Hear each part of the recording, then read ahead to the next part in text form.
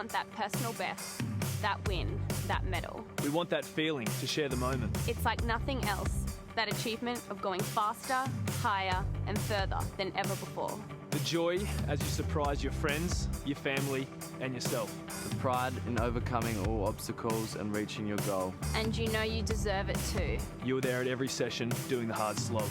You pushed yourself when you were tired, when you hurt, and when you thought you couldn't go on. You didn't know if it was worth all the sacrifice. You didn't let rain stop you, and you wouldn't let injury keep you down. Along the way, we had some successes and some failures. You experienced all the highs and all the lows. But you refused to let anything get between you and your goals. All you ever asked was a fair go, a level playing field. That way, the rest is up to you. And you did it. You did it. You don't need drugs to win. You don't need to cheat. You can do it on your own. Make the right decisions for you. For all of us competing side by side. And now you are a better you, both physically and mentally.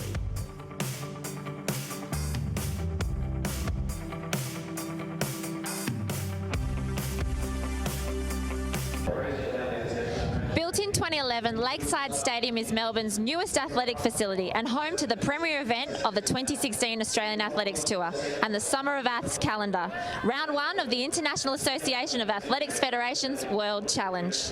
Hello and welcome, I'm Tamsin Lewis-Manu and we are set for a huge opening evening of our Summer of Athletics. Tonight I'll be joined in commentary with Australian Commonwealth Games decathlete Steve Kane. And trackside we will have Mossy and Robbo, who will bring us up close and personal with some of our athletics stars.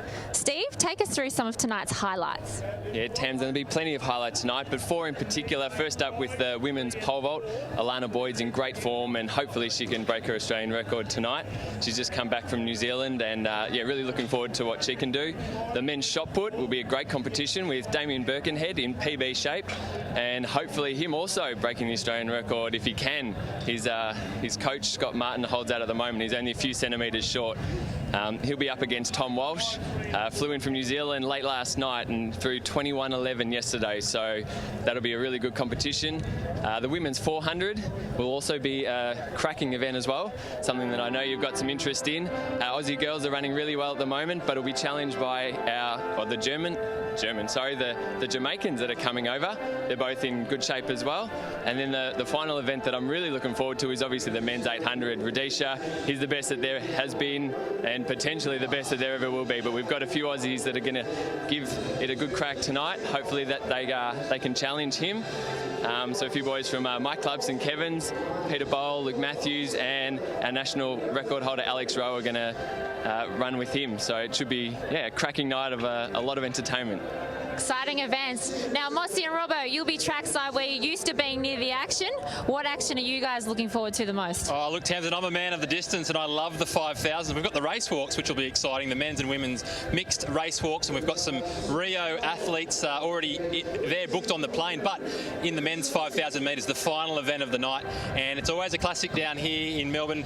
We've got Benny St Lawrence, who's ranked number 2 all time. He's the national 10,000 metre record holder. He will be coming back from a bit of an injury but looking to push hard.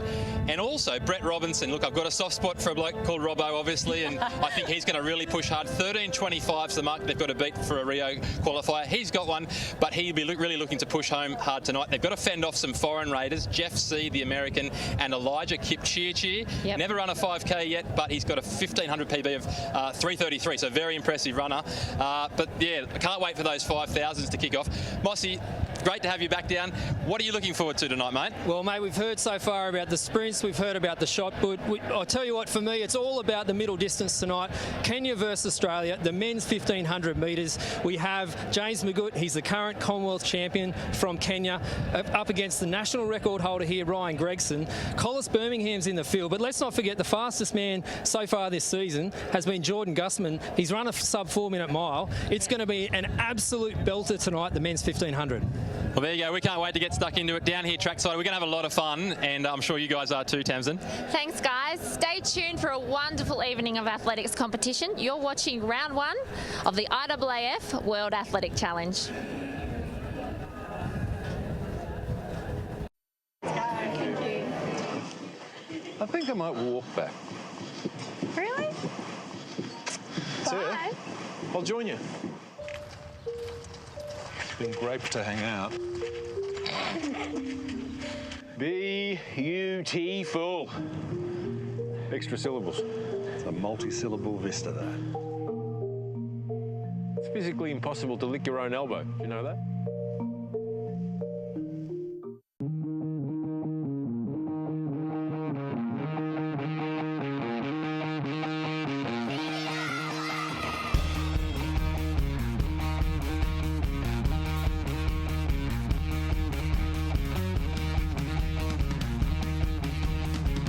The IAAF Nestle Healthy Active Kids Athletics program is fun, fast and awesome.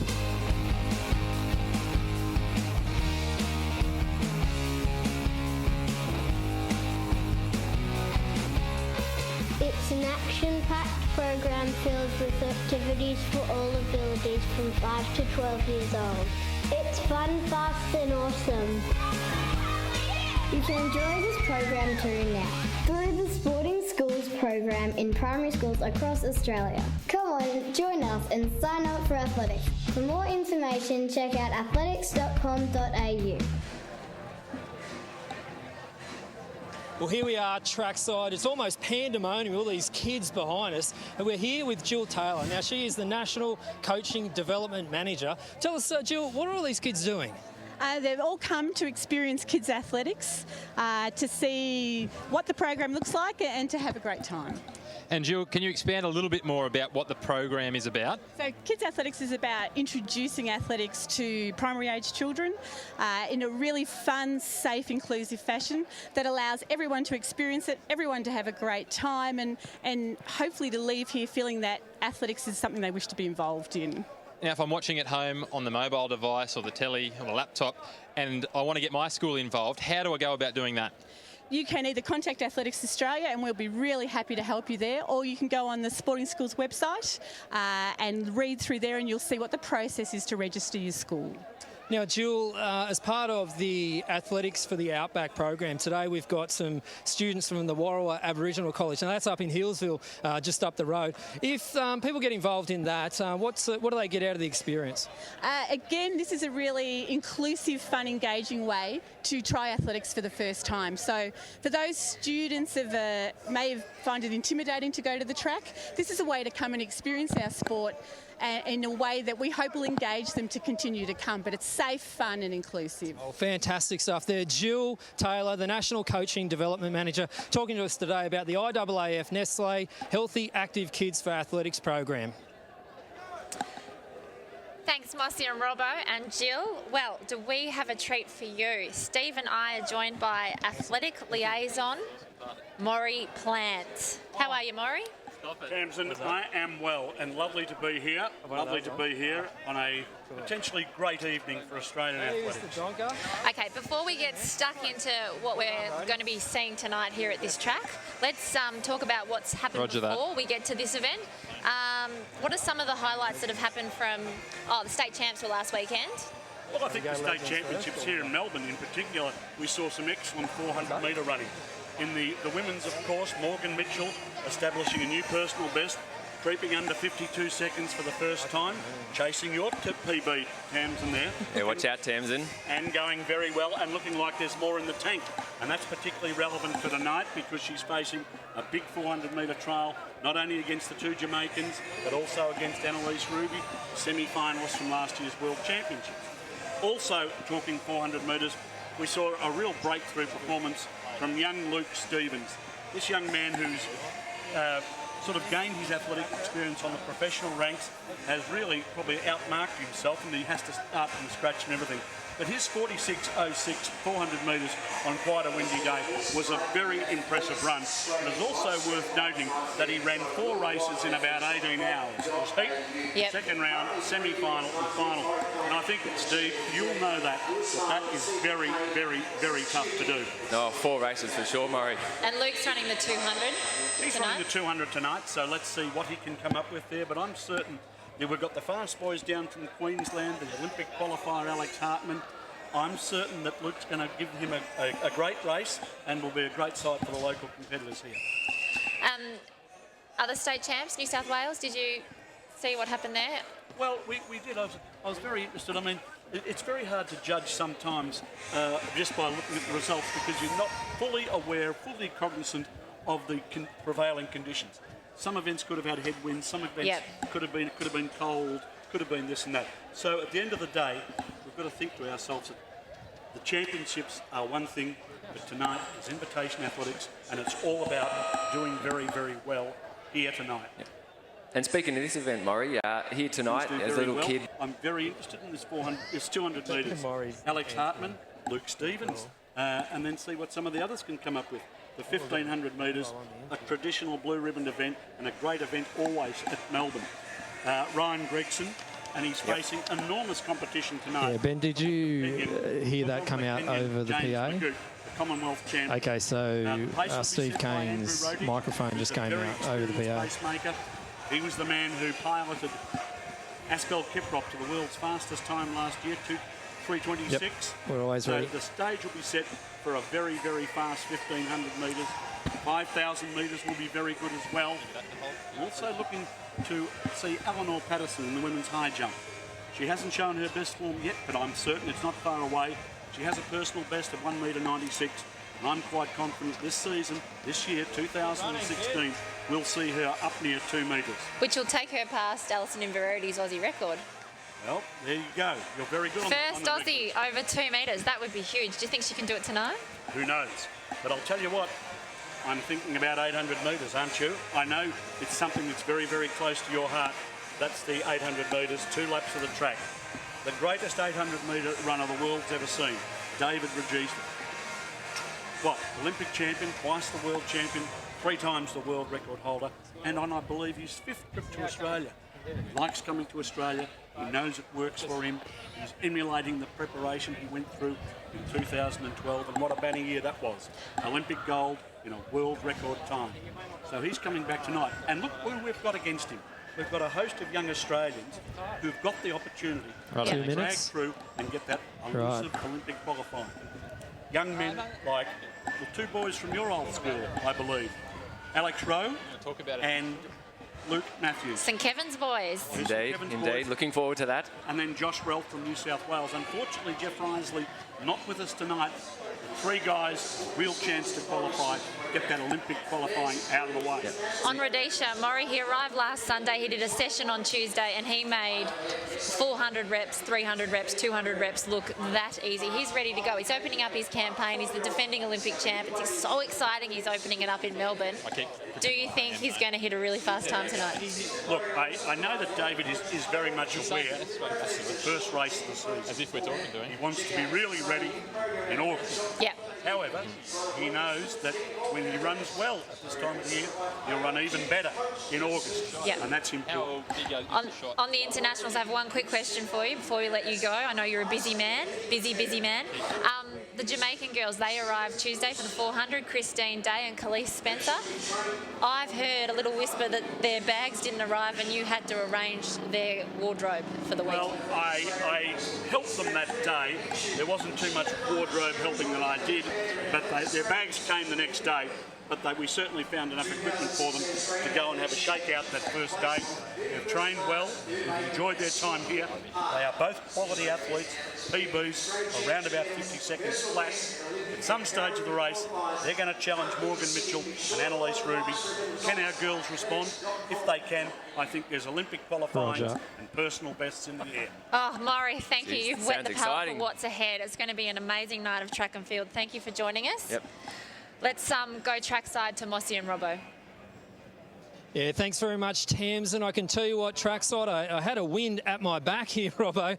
I'm going to have to figure it out because I'm doing a weather report here right now. So let's get the grass out. Oh, no, it's now a headwind for me. It's swirling at the moment. It will be tough conditions early on, but we know for the races later in the meet that the wind is predicted to die down. So it should be good conditions later on in the evening. Mossy, I wanted just to, I think it's great down here. Look, I'm seeing the crowd building. The buzz is certainly building down here as well. You heard Maury up there. He's getting excited, and we're really getting excited down here as well. One thing that we also are getting very excited about here in Victoria is a few of our local legends. And if I may, I just wanted to put out there a bit of a local legend segment here and celebrate, I guess, 3 outstanding people involved with the sport of track and field here in Victoria. One of them's racing here tonight. Monica Brennan is her name. She's from the Diamond Valley Athletics Club. She's more familiar with the 100s and 200s. She's stepping up this year to the 4s, trying to get a spot over there in Rio, especially on that relay team. And she's running really, really well. 53.14 to come second at the state champs here in Victoria just on the last weekend. She's the current 200-metre champ as well. But Mossy, she's one of 10 children. So I think she's number 2 in the list. And I think that's probably, hardened her up with all those brothers and sisters around her. Well, you might say it's hardened her up, mate, but what a legend her mum has been, yes, and her parents as well. Mrs. Brennan, Mr. Brennan, that's right. Now, Nick Wall, I've seen him here tonight at the track. Look, he is maybe Mr. Athletics Victoria. You'll see him across everything. He's a dyed-in-the-wool old Xaverians man, and I think if we're speaking of kids, he's got a couple of kids, and I think, if I'm right, he's named one of them Xavier. That's how much he's in love with that particular athletic club, the red and black. But look, a real stalwart of athletics, a previous high-level 400-metre hurdler, and these days doing a lot of coaching work as well.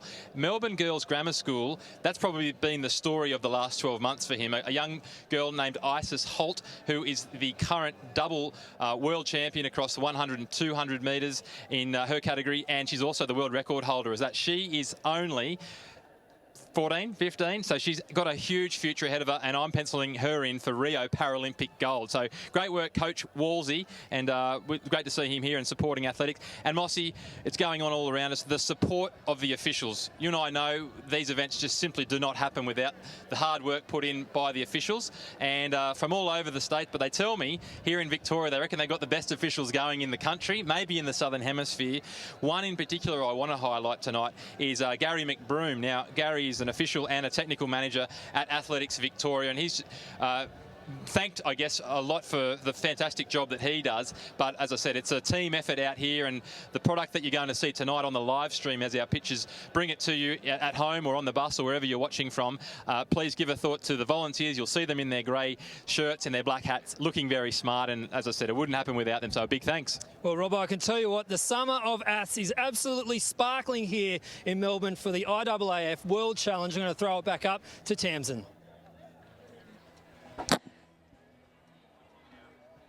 Hi guys, we have live results for the first time tonight. And if you want to check the live results, just go to athletics.com.au. So much more on that website too, Tamsin. Looking forward to getting a bit of traffic there tonight. Now, Steve, I'm sure you've been to plenty of these. The Athletics in Australia Gala Dinner is set to take place on the final day of the National Championships in Sydney on Sunday the 3rd of April. Don't miss it, people. The Summer of ATHS end of season celebration is coming up quickly, so put the date in your diary and round up the squad to get on board. Be there for the announcement of the athlete selections for Rio, along with the Athlete of the Year presentations. Details for the Athletics Gala are on your screen now. Head to the Athletics Australia website to book your tickets and quote the promotional code RIO at checkout to access the special reduced rate ticket price available to all members of the Athletics family. Don't miss Athletics Night of Nights. And also tonight, Tams, you know, like anyone, a big event usually produces big performances. And we've got a lot of athletes out there today looking for under 20 IAAF World Championship qualifiers, as well as Olympic qualifiers and Paralympic qualifiers. So we'll be bringing results to the audience at home as we go through, and hopefully we get a few of those performances tonight.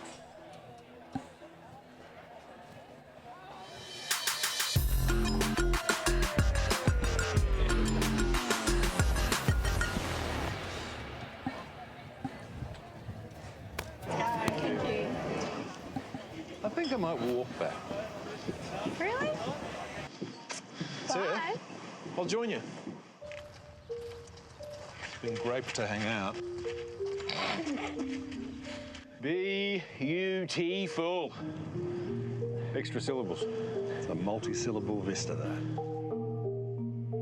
It's physically impossible to lick your own elbow. Do you know that?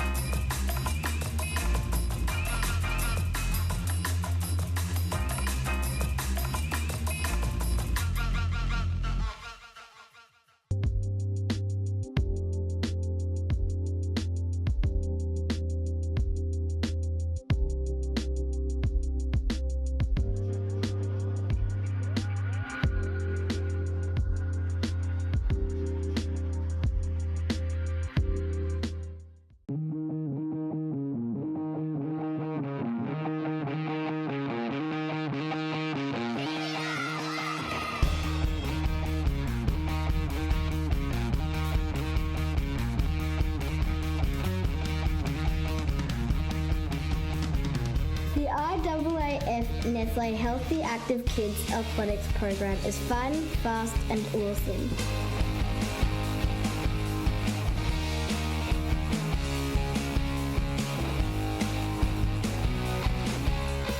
It's an action-packed program filled with activities for all abilities from 5 to 12 years old. It's fun, fast and awesome. You can enjoy this program too now through the Sporting Schools program in primary schools across Australia. Come on, join us and sign up for athletics. For more information, check out athletics.com.au.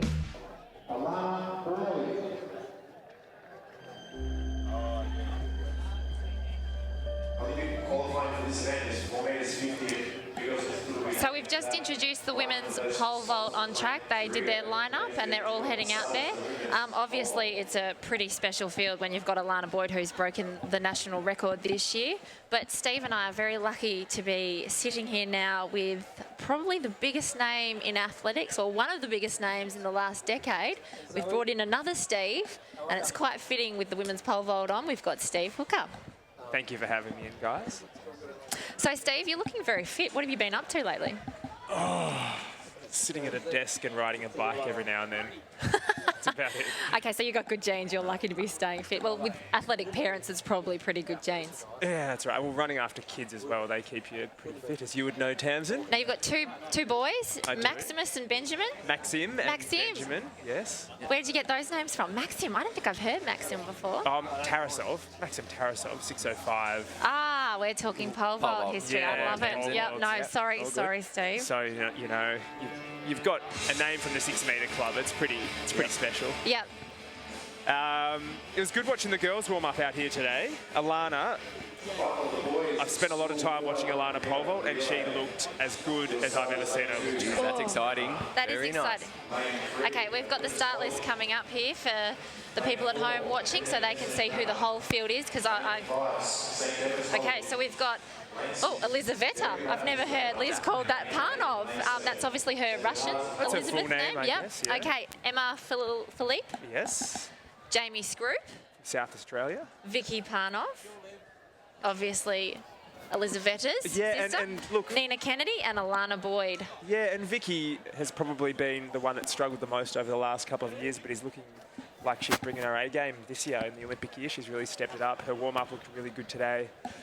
So I sort of hope that she can step it up and sort of march towards that 450 qualifier. Obviously, they're the daughters of your old coach, Alex, and I think last week in the Stride WA Athletics interclub program, they both jumped 435. That's pretty impressive for this time of year. Yeah, that's right. I mean, it's really now time to put up your performance. You don't want to be leaving it to nationals to put up a qualifier. You want to be walking away from the national championships and Olympic qualifying meet with your qualifier and your position in place, so that you know you're preparing for the Olympics, not preparing to go to Europe and try and qualify for the Olympics. No, that's true. And Steve, speaking of the Panov crew, Emma and Nina, the two younger of the Panov stable over in WA, can you give us a bit of an idea of how they potentially warmed up? You're looking, both to potentially and hopefully go to the World Juniors in Poland this year. Are they on for qualifiers, do you think? So Emma, I believe, jumped during the week in Perth and put in her... I think that was Emma over, her first jump over 390. What do you make of that one, Steve? Do we have any replays rolling up? I love watching a replay.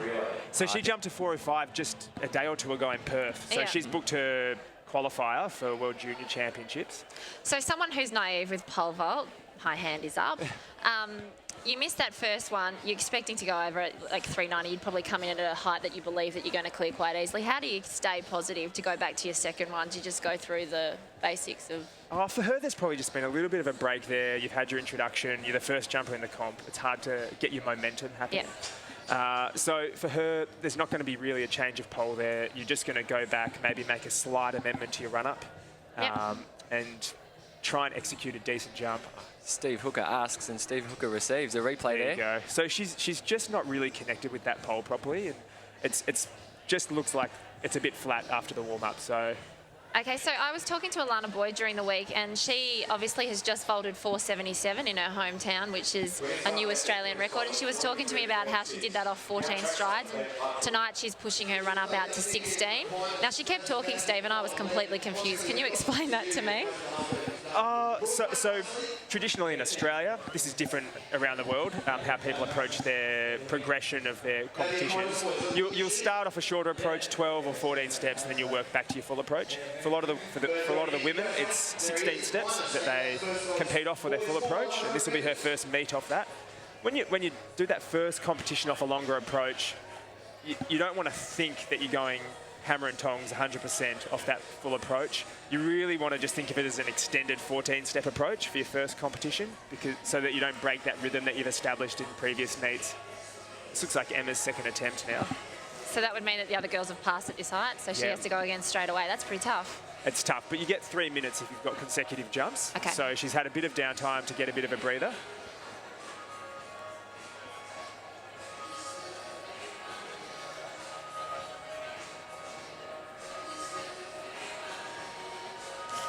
Much better jump. Oh, good girl. She's up and over, so 390's done. So you see on that one, the run's a little bit more balanced on the second attempt. And then the timing on the pole matches up, and she gets her peak height right over the bar, gets all of the energy back out of the pole, gets the clearance. Okay, Olympic champ Steve Hooker asked for replays. We get him. This is brilliant. This is awesome. So as we watch the replay, Steve, she's cleared 390 here. The next height for those playing at home is 405. We're looking at a progression then to 420, 430, 440, 450. What do you think Alana's starting at? Did you have a chance to catch her? Or? Alana will be opening at 450. I just had a chat. 450, that is an Olympic qualifier, which she does have already, but it's always nice to throw another one in. Yeah, that's right. Look, the challenge for Alana in this competition, and like when she last competed in Melbourne at the Zatopek, will be to manage that first attempt. So to make sure that she's got the right run-up, right pole, right grip, so that when she steps on the runway after what's going to probably be a 45-minute or an hour break from warm-up, that she can execute a clearance. Liz Parnov now on the runway for her first attempt at 405.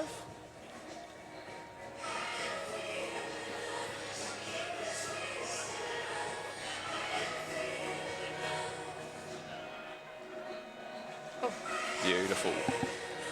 Pretty smooth stuff there. It looks like it's not the stiffest pole in the bag. Yep. Probably a really safe opening height for her, safe jump, and executed it well. But she's going to probably, by the looks to me, need to take the next pole to jump at 420. It's a bit of a step up from 405 to 420, and she might try and scrape her over on this one, but it's going to be right on the limit of that pole, I reckon, the next height. Yep. So over easy there, you're thinking she's going up poles. For those at home that perhaps aren't a pole vaulter or don't know what that means, as we watch her replay at 405, can you quickly run us through sort of what poles are and how they change and why you might need a different pole? Yeah, so they come in all different lengths and stiffnesses. Generally, in your competition bag, you'll have only the one length, and then you'll progress through the different stiffnesses. We've got Emma here now for her first attempt at what will be a World Junior qualifying height of 405.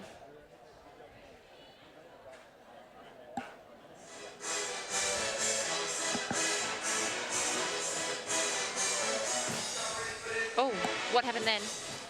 Well, no takeoff, and just as she was running through, I took a quick glance at the windsock, and it didn't appear to be a big gust or anything like that.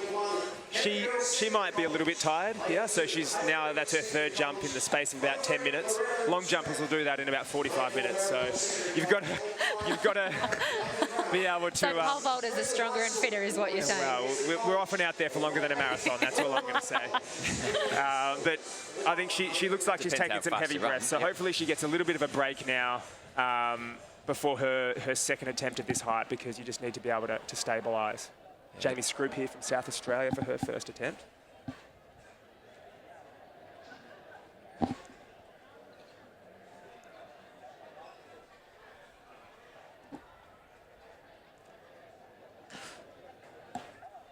So not the smoothest jump there from Jamie. She seemed to really get jerked off the ground from the pole.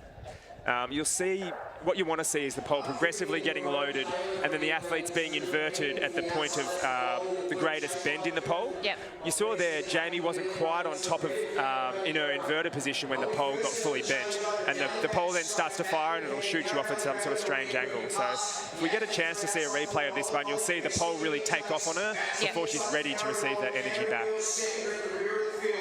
Okay, so when she goes back then, knowing that she's done that, she'd obviously stay with the same pole now?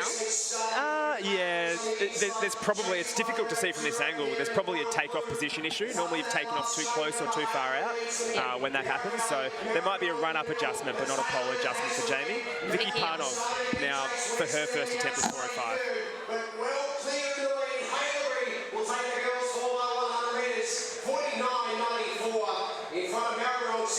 So just a classic Vicky opening height there. A smooth jump, smooth run.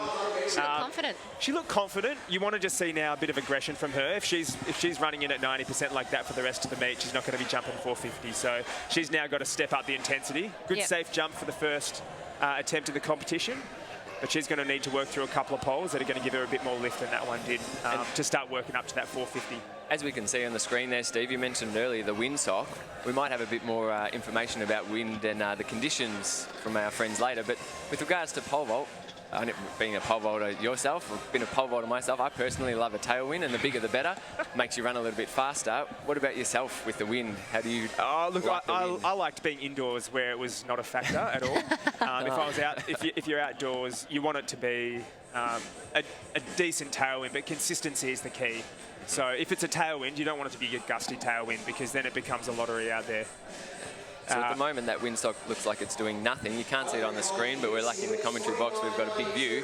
If the wind's dead, similar to indoors, it works well. What if the wind was coming from the right, as it has been, particularly in the warm-up today? Is that going to affect the girls if it blows up a little? A crosswind is tough. I mean, you're trying to put a 4-metre pole into a box that's only 20 centimetres wide when you're running as fast as you can. So accuracy and confidence at the end of the run. This is Nina Kennedy.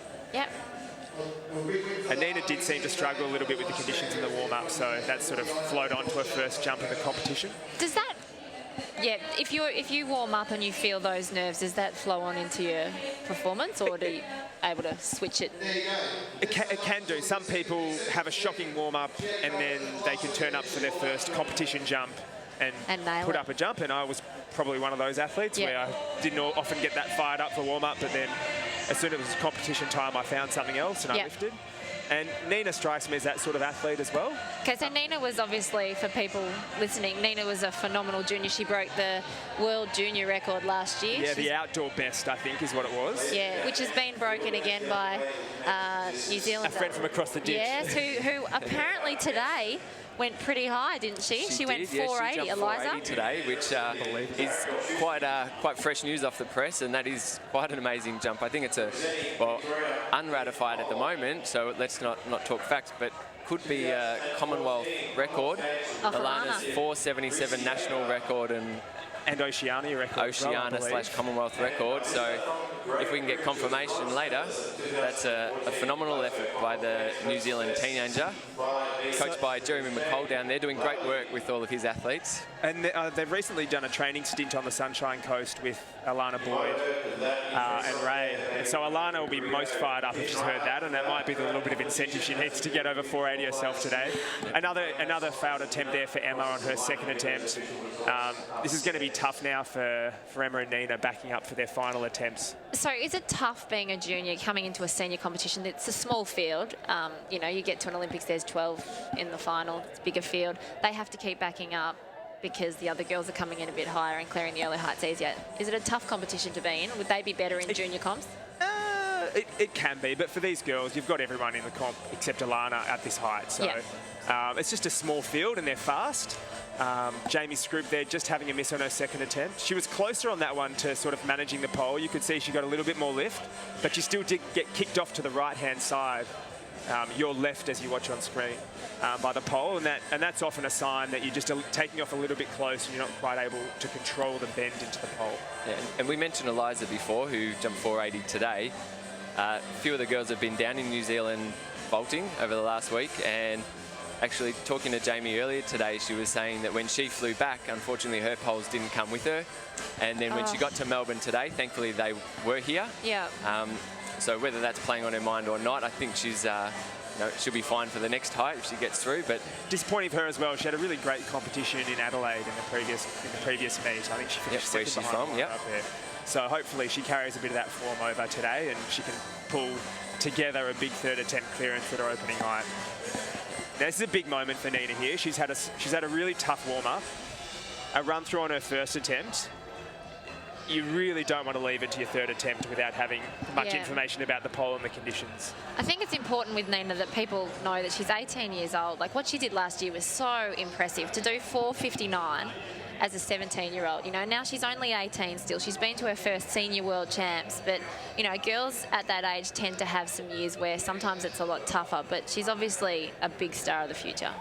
She is. I mean, she's got all the pieces of being a properly elite pole vaulter. She's fast. She's a former national medalist, I believe, in the 100 metres.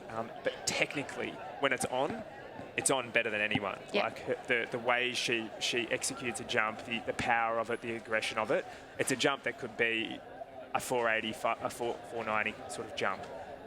But when you're a vaulter that's on the edge like that, which I kind of was back in the day as well, that's where confidence becomes such a key factor, because if the confidence is just off a little bit, then the whole jump can fall apart.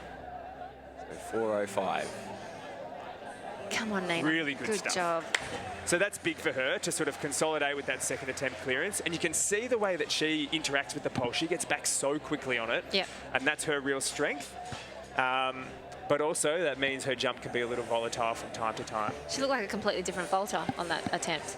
It's one of those sports where if you stand at the end of the runway and you can see yourself jump in the bar, you've got a good chance of running in and doing it. But sometimes it looks infinitely high and you just can't even imagine getting off the ground. And that's where it gets tough. But you can see what a great mover she is. She's one of the better runners in the field. Alana's obviously got Olympic pedigree when it comes to her sprinting background.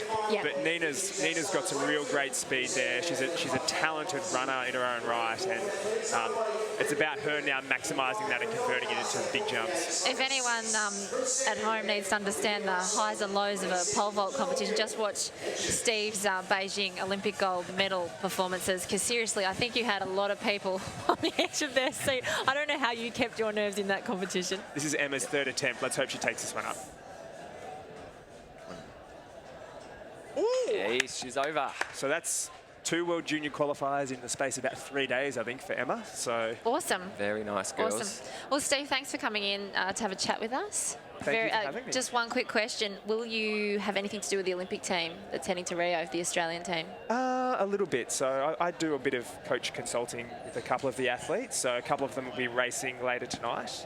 Who? Alex Rowe in the 800 metres, and Monica Brennan, who you raced against at the state championships. PB, she ran 53.14. You pushed her through to that time, Tamsin. Thank you very much. Brilliant. Well, thanks, Steve.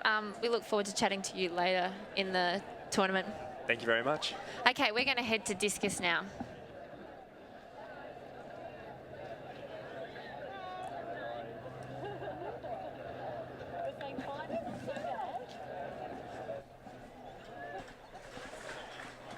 Burke was up quick. Russo 2 up to the shoulder of Church on the outside, and it's Russo is standing there. They'll lead them round the bend to the inside. Burke. Robertson making up ground on the inside. Okay, we've got the women's discus coming up, Steve. Other Steve, we're with Steve Kane now. Steve Hooker obviously has just left the building. Sorry, guys and girls at home. Yep, it's just a plain old Steve Kane here. Unfortunately, Steve Hooker had to depart for a second. But yeah, looking forward to this discus competition. Unfortunately, the one that we all came to see, Danny Samuels, who's been throwing so well for so many years, is unfortunately not here with us today. But we do have a few quality throwers. So we've got Bianca Hansen, Samantha Pearce, Kim Mulhall, Christy Baker, and Jade Lally throwing today. And Jade Lally's just entered the discus ring, and she, for people at home, is the Great Britain superstar at this event. She actually beat Danny in the New South Wales Championships last weekend. She threw a PB, a huge PB of 65 metres 10 to beat Danny, who threw 64.57. But in terms, that looks like a pretty solid opening throw of 59.94. So she'll be happy with that as a warm-up, but looking to go a little further. As we noticed, Bianca Hansen heading into the ring. She threw a PB at the Vic Champs last week, and that was her first World Under-20 qualifier of 48.9. So we're hoping and fingers crossed for one of the Gus Popolo crew to throw another PB, get her second World Under-20 qualifier in the lead up to her national champs next week. She's one of 5 girls in that age group that have a World Under-20 qualifier, so it's going to be a hot competition over in Perth in a week's time. So she goes in, fingers are crossed.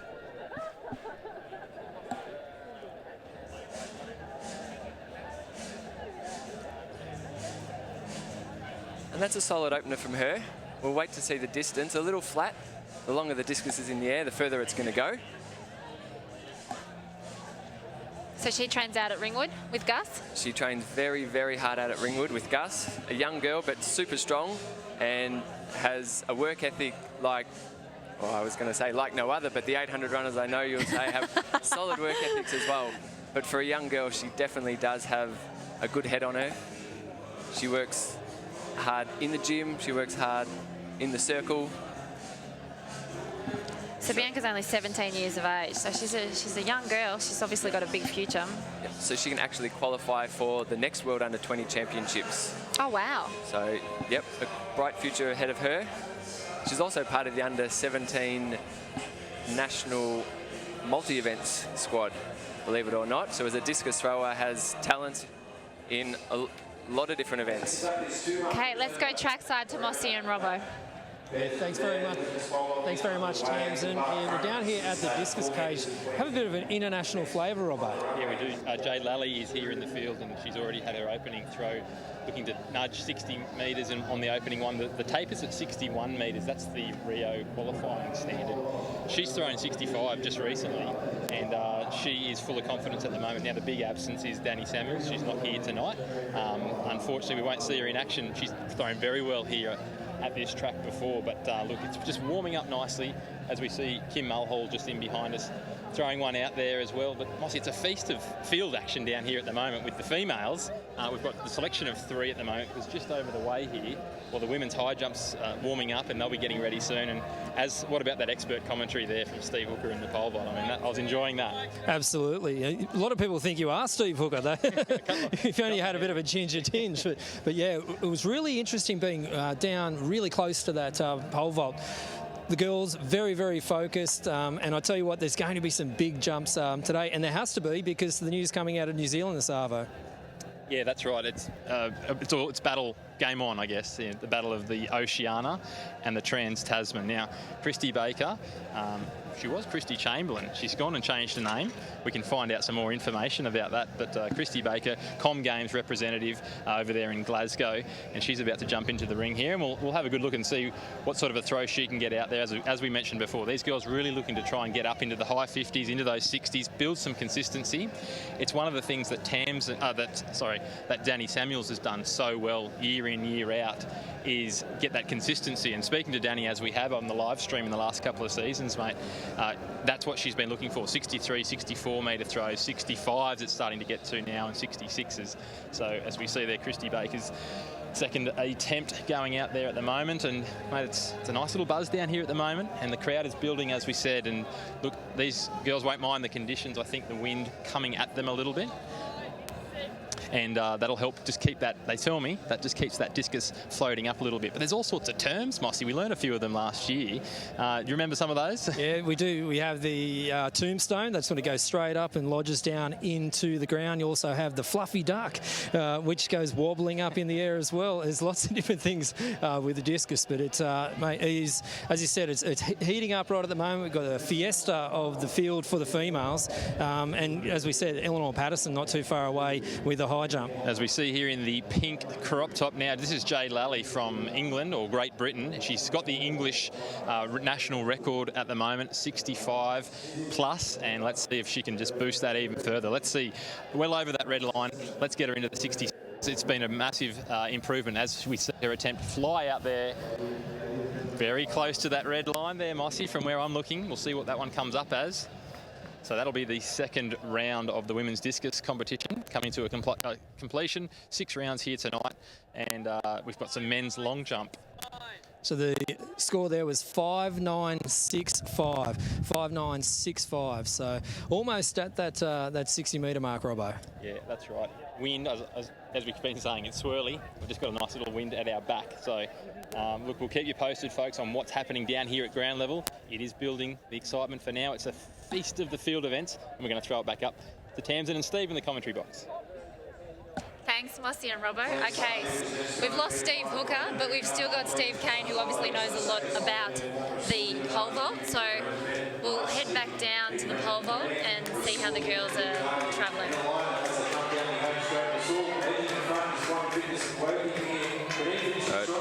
Looks like Vicky Parnov here. Bar is at 4:20. And there looks like to be a bit of a crosswind here. That's why she's probably waiting a little. Prefer the wind behind her back, and it looks like it's changed now, and here she goes. 4:20. Pole vault now. Pole vault.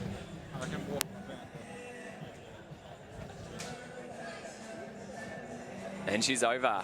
Very nice. So Steve Hooker said when Vicky jumped before, she had to get more aggressive on the runway. She obviously looked a bit more aggressive then. I think the viewers at home could probably see the teeth as well. So I think that's a sign of aggression in most people. I think she is looking to jump 450 tonight. She'll probably have to notch it up one more bar. But she's working the pole a little better. It's a competitive event, the women's pole vault this year. Obviously, Alana's the clear favourite, but, you know, the Parnov girls are definitely capable of jumping that Olympic qualifier, and we know that Nina Kennedy on song can jump that Olympic qualifier. So, you know, it's always exciting when you have an Australian event that's coming into the trials that's really competitive. You know, there's 4 girls fighting for 3 spots. Yep. And Jamie Scroop, don't count her out either. PB of 4:35. She knows she's capable. She just needs to put in the right height at the right time. Okay, so we'll leave the pole vault and we're going to head down to the next women's field event, which has a really great field as well, with a couple of girls capable of qualifying, a couple of girls that are already, well, one girl that's already qualified. The women's high jump, as you can see on the screen. Queensland champion and 5th World Juniors 2 years ago in 2014. Eleanor Patterson is obviously the star of this event, Steve. She accepted late into the event, but here's the start list. We've got Claire Gibson, Zoe Timmers, Bethan Partridge, Nicola McDermott, Cassie Purdon, and the star of the event, Eleanor Patterson. Yep. And all of these girls have jumped within the 80s, so Eleanor being the exception there at 196. And we spoke to Maury earlier, and he's pinned her down for a 2 metres in 2016. So that'll be very exciting. No girl ever has done that before in Australia. And Maury knows his stuff. Obviously, he's been watching athletics for a long time. So Eleanor's a shy reserve girl off the track. It's so interesting watching her compete, because for somebody who's so shy and reserved, when she goes out there to compete, and I know you've been on teams with her, she looks like the fiercest competitor that I've ever seen. And the way that she handled herself last year at the World Champs to make that final, she is a definite one to watch heading into Rio. Yeah, no, she does contain herself, and she presents herself very impressively. There she is on screen, keeping the fluids up. She's yeah, she's quiet on tour, but like, she knows what she's there for. She knows she's there to high jump and jump well, and she's proved it every competition she's done internationally so far. You know, she won the Commonwealth Games, she made the final at the World Champs, and looking at the Olympics this year. So yeah, I mean, impressive stats for a youngster. Pressure's on, but I mean, she's lived up to her reputation. She's been coming through the ranks for many years now, and like, she's the best that we've got. So keen to see what she can jump tonight. And what about Zoe Timmers? Zoe Timmers is probably the other one to watch in this field. She's jumped a PB this season of 187. Now, I know it's still a little bit off the Olympic qualifier, but of 193, but as we watch the first competitor go over. Yep. So that was Claire Gibson, looking for a World Junior qualifier herself. Sorry, World Under 20 qualifier. And for the high jumpers out there, you'll notice that she has a reasonably direct attack. Most athletes like the J curve with a nice big curve before they take off. A little more like that jump. So girls are starting off well at 170. But yeah, you were saying Zoe, she came 6th in the 2009 World Uni Games. So to still be jumping and jump a PB 7 years later, I know she's had some injury worries, as all athletes have, but She's still young. She's only 26, Zoe. You probably think that she was a lot older because she's been around for a while, but she's 26. You know, you come into your peak in athletics generally in your late 20s, so that's all ahead of her. Yep, so looking forward to seeing what she jumps tonight. So talking about the different run-ups, what makes you choose the run-up that you end up with? Is it I think it's a speed effort? Personal preference. I mean, Comfort. back in the little athletics days, we used to stand facing the bar. We'd do a 360-degree circle, line up the bar, run forward and Superman over, because that's what we enjoyed. More like the straddle. But eventually we realised that that was only for fun, and you couldn't actually go as high doing the Superman. So, yeah, I guess the coaches out there would suggest the J-curve, where you start a little wider than the plane of the upright that you come from. Yep. And the closer you get, the more you curve, the more you lean, the faster you can go. You create distance between your body and the bar, Yep. which gives you a bit more space to go up and over. Okay. I tell you what's really good, that they've managed to have mats out there these days rather than the sawdust that they used to have to jump into. Indeed, indeed. And also, for those at home that haven't realised, there's been a rule change, and it was many, many years ago, but doing a bit of coaching myself, knowing that 10, 12, 14-year-old kids still think the rule is that if you get off the mat before the bar falls off, then that's a clearance. Unfortunately, that rule went out the window a long time ago. So if you hit the bar, it doesn't matter whether you're on the mat or off the mat. If it's your fault that it went off, then that's just unfortunate, and it's up to the officials. So if they put the white flag up, congratulations, but if they put the red flag up, then that's one miss, and you've got 2 more attempts. It was quite fun watching the jumpers at majors try and bolt off that mat as fast as they could if they'd knocked the bar. So we're watching Claire again. The bar's up to 176. After this height, the bar will go to 180, 183, 186, 189, and then moving on from there. From the half-lap journey underway, men and women, 5,000 metre race walk. Then watch, of course, Dane Smith, very secure in his spot. So Real Olympic Games, winning the 20K national titles a couple of weeks ago. And over they look like they haven't quite changed the sign there. So it said 170, but we're pretty sure that that is 176 now that they've moved up. That was their second jump. Well, they definitely moved the bar up because Claire cleared that first height pretty easily. So she's cleared this one easily as well. She's looking good. Yep. And yeah, if you want to follow Claire, her Insta is Claire in there. So she'll be happy for you all to see what she's doing on and off the track. And 18-year-olds, they'd be pretty impressed with the numbers of followers they get. So get on board. I hear it's important. So that was Bethan Partridge. Yep, so she's from Great Britain. That was her first miss at 176. And she has a PB of 187, so she's very capable of clearing this height. Yeah, and I assume she'll expect to get over on the second attempt here to give herself a bit more breathing space and a bit more rest too. So she's walked back out there to have another jump, which probably means that nobody else has come in yet. I would think so. There it is. Thank you for the confirmation. 176, that high jump bar. Whilst the pole vault continues, it's at 420 still, so we'll get back there shortly. But for now, let's keep our eyes on the high jump. This is Cassie from Queensland. 14-year-old junior, get her chance to test herself against the nation best. So Cassie's also come in at 176, and she looked really flat over that bar. Yeah, I haven't seen a lot of Cassie jumping personally, so I'm not sure if her slower approaches we saw then is what she wants. But yeah, as we go from the high jump to the walks, what can you tell us about the walks, Tamsin? I know it's not an 800 and potentially not going quite as quick, but we've got the 5,000 walk, and it's astonishing. I mean, I just can't get over how fast these guys and girls actually go. Well, the guys just had their 20K Australian walking championships, and 2 of the athletes have booked their places into the Australian team. Rachel Talent, who's unfortunately had to pull out of tonight, and Dane Bird-Smith, he's a superstar of this event. So we have a pretty strong walks team forming, but they've left the other spots clear because there's a few other events coming up, and there are a few athletes like Regan Lamble who has been a bit injured. So I think they'll select the final team in May, which I reckon we'll have a full team because obviously there's multiple qualifiers. Dane Bird is obviously meant to win this. It's a 5K mixed race walk, and obviously that's not an Olympic event, but it's considered a sprint for these guys, and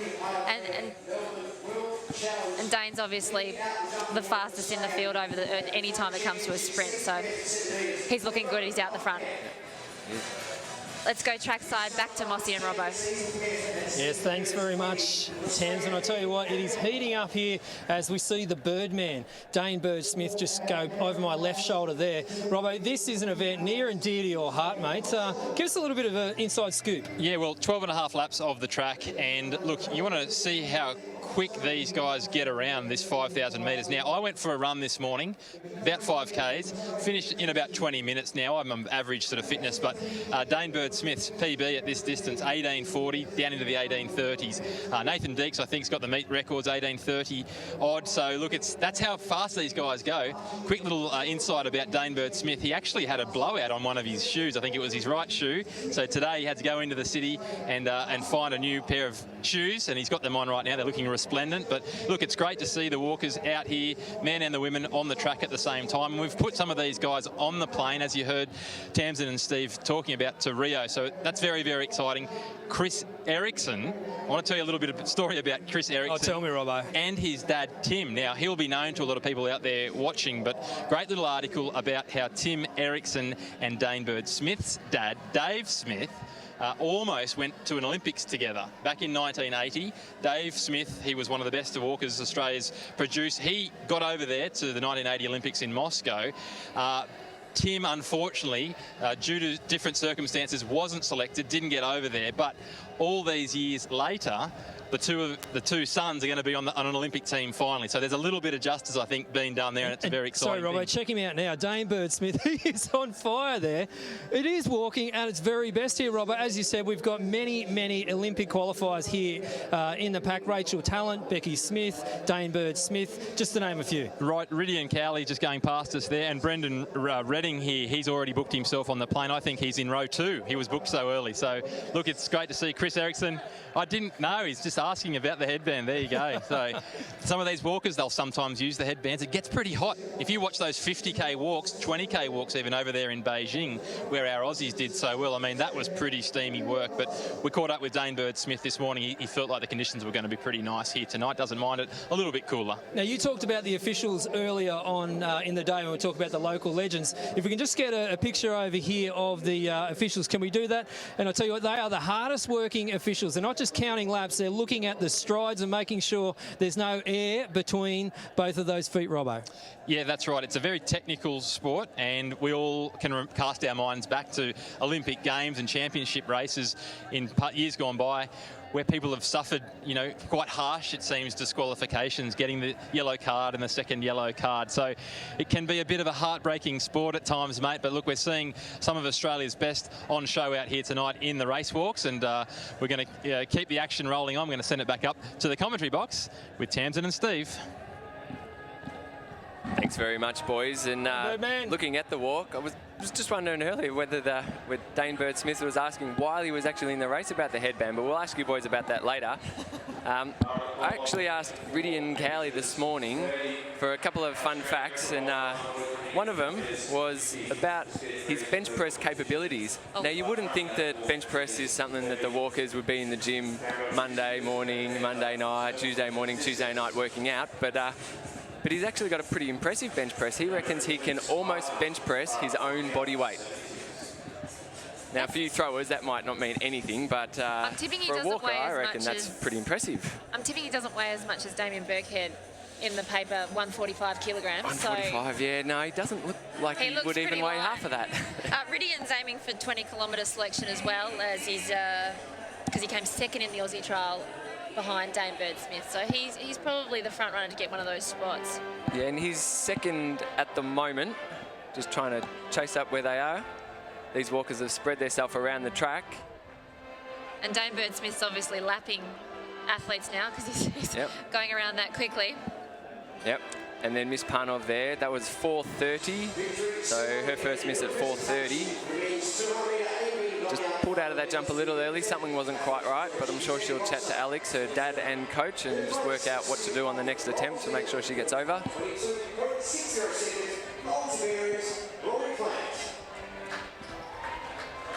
Got Vicky. And from one Panov to another.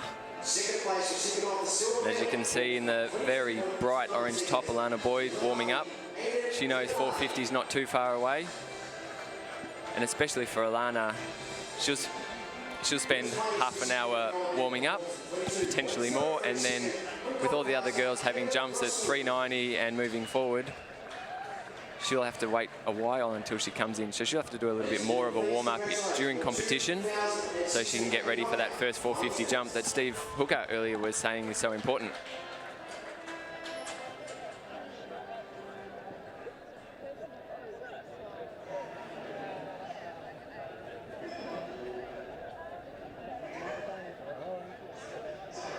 And whilst we didn't catch it on the live stream earlier, looks like Jamie Scroop in the background didn't make her 420.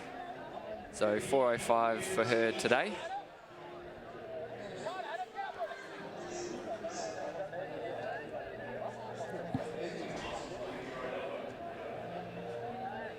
Vicky's not happy with that wind, obviously. The windsock doesn't look like it's doing anything. So not quite sure what she's waiting for. Maybe just to get mentally ready. Until she sees that yellow flag, she knows she's got time, but once that yellow flag goes up, that means 15 seconds to start her run-up. She doesn't have to complete a jump in that time, but she must get going within that 15 seconds.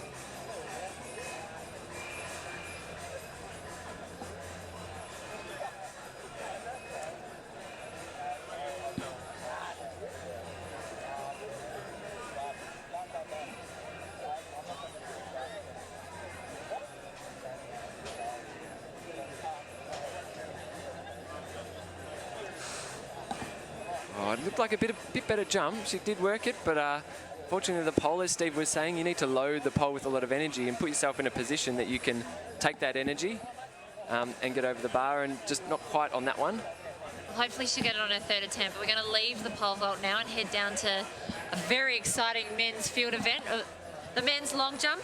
It's an interesting event with 3 realistically capable of qualifying, and then there's others jumping out of their skin behind them. So it's one to watch tonight because we've got Robbie Crowther having his first jump for the season, and his PB's of 8:12. He's only 3 centimetres down from Olympic qualifier of 8:15, and that's well within his reach, I would think. He's an amazing jumper. And then we've got Darcy Roper, but here's the field. Michael Cann, Nicholas Van Gelder, Thomas Solomon, Nathan Deslands, Christopher Mitrevsky, Angus Gould, Darcy Roper and Robbie Crowther. Yeah, this will be a really interesting competition. There's a few jumpers in there that are in really good form. Robbie Crowther, otherwise known as Jug, is I guess more of an unknown at this stage. We haven't seen him doing a lot of jumping just yet. But yeah, keen to see where he's at on the runway at the moment. Christopher Mitrevsky, he was the Victorian champion last weekend with a big PB of 7:70. If we're lucky, we'll see him sprinting later. He's quite quick, and as you'll see, he's got a lot of spring. So let's see what he can do in his first round, knowing 7:70 was his PB last weekend.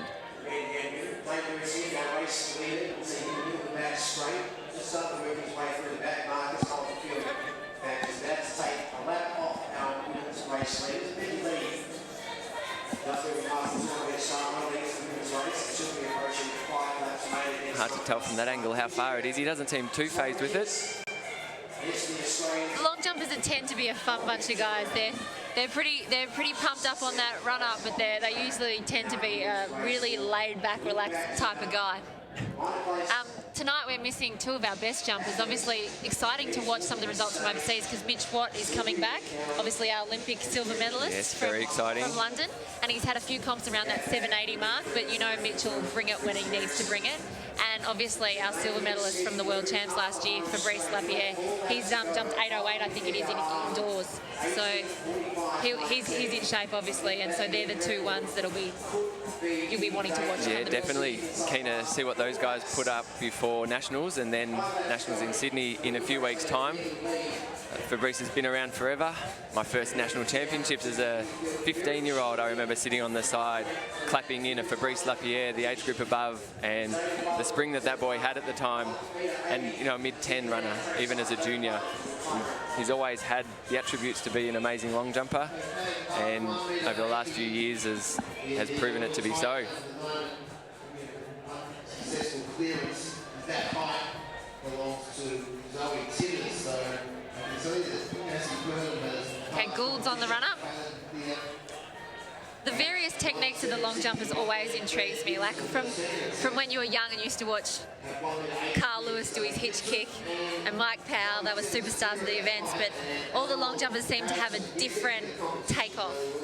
Yeah, indeed, and I guess all long jumpers, the idea is just to run fast, then jump high, float through the air however you want, and I think that's where a lot of people differ their technique, and that's just personal preference. There isn't a right or a wrong. Okay. You can watch your Carl Lewis's and your Mike Powell's and the videos of Tokyo 91 for those athletics fans that have probably seen it 100 times, and the hitch kick that those guys have.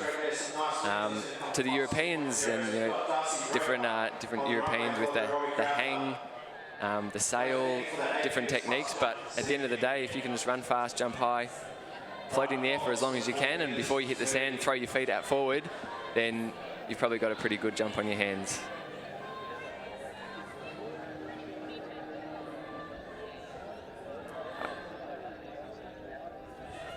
So that's Darcy Roper on the runway at the moment. He's got a PB of 8:01 and season's best of 7:83 at the moment.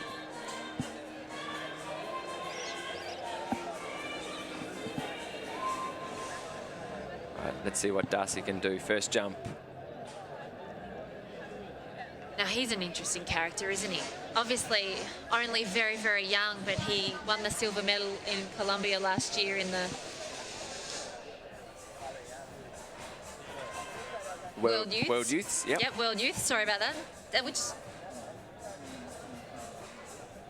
makes him the 10th jumper in history as a junior to break that elusive 8-metre barrier. Alrighty, Alana looks like she's firing herself up there. On the bench, so hopefully she'll be coming in soon. 450 seems like a really high height to be starting at, but when you've broken the national record, you've got a lot of confidence behind you. And as we can see there, 477 is her PB and national record. She's in form to jump higher than that tonight, so fingers crossed what she can do. But back to the long jump, we've got Robbie Crowther on the runway. And I haven't heard personally a lot of how his training's been going, so really interested and keen to see what he pulls out this first jump.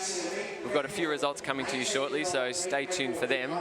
Hopefully we get an eye on the distance of this jump. 2012 Olympian, she has 3 laps to go.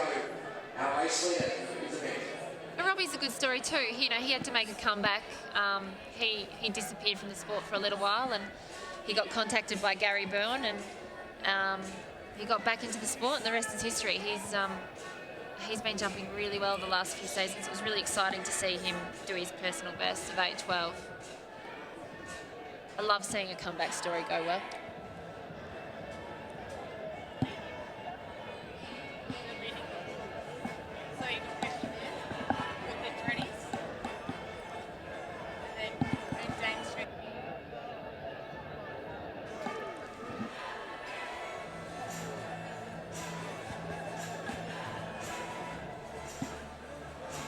Let's see if we can get a distance on that one. He won't be too fussed with how far that is. First jump for a while. Looks like it's just a little over 7, but he'll be keen to build on that as the comp goes through. While we're waiting for that distance to come up, the walk, Dame Bird Smith's trying to go for the meet record, so we don't have coverage of that just yet. Oh, here it is. Here it is. So Dame Bird Smith's going for the meet record, and he's on target for it. And the women's events being led by I think Becky Smith's in front there. Yep, she's been really busy over the last couple of years. She got married in 2013 to her hubby Dan. And she also has a 2-year-old named Lennon, so she's been busy walking, clearly, and in very good form at the moment. So keen to see what time she can pull off tonight. But Rio is definitely her plan this year. She planned the baby, actually, to be within Olympic cycles. So as we go back to the screen there, we've got Dane Bird Smith. He's got less than 200 to go. And the meet record's 18:45, 19, and it's a Nathan Deeks record, so it's a pretty impressive record if he can get it. But And we're at 18:16 now, coming in with 110 to go.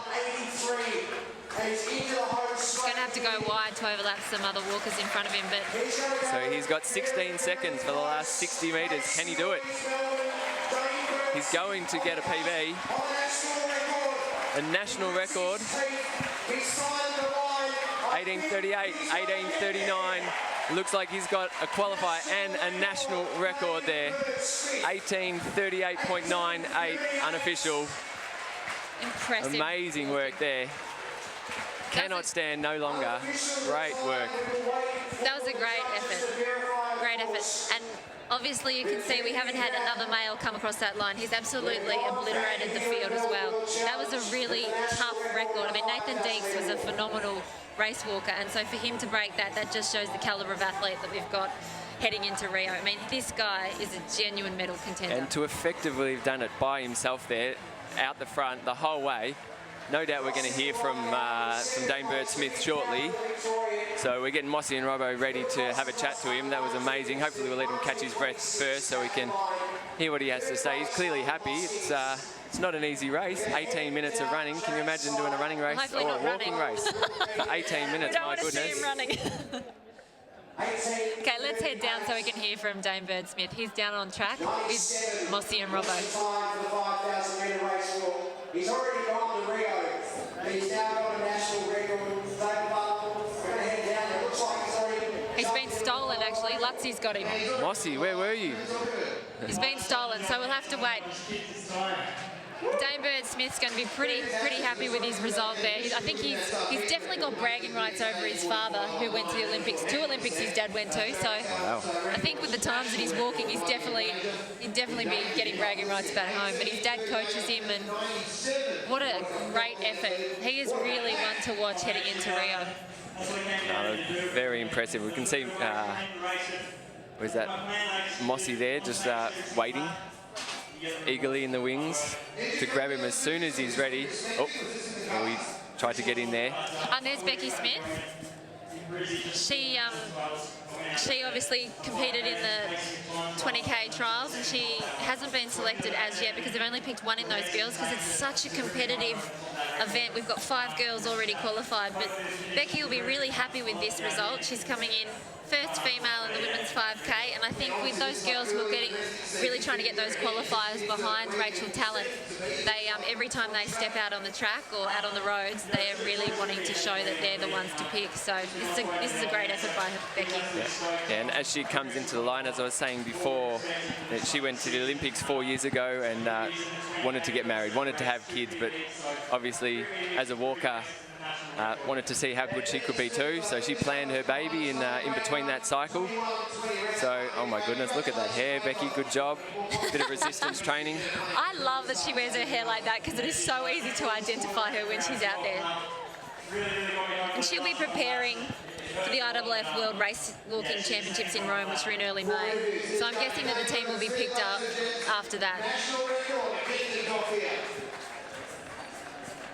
Here they are, and let's cross down to Mossy and Robbo with the man of the moment, DBS, boys. Well, everybody, if they haven't already, they've heard about the bird now. Dane Bird Smith, national record, mate. How does that feel?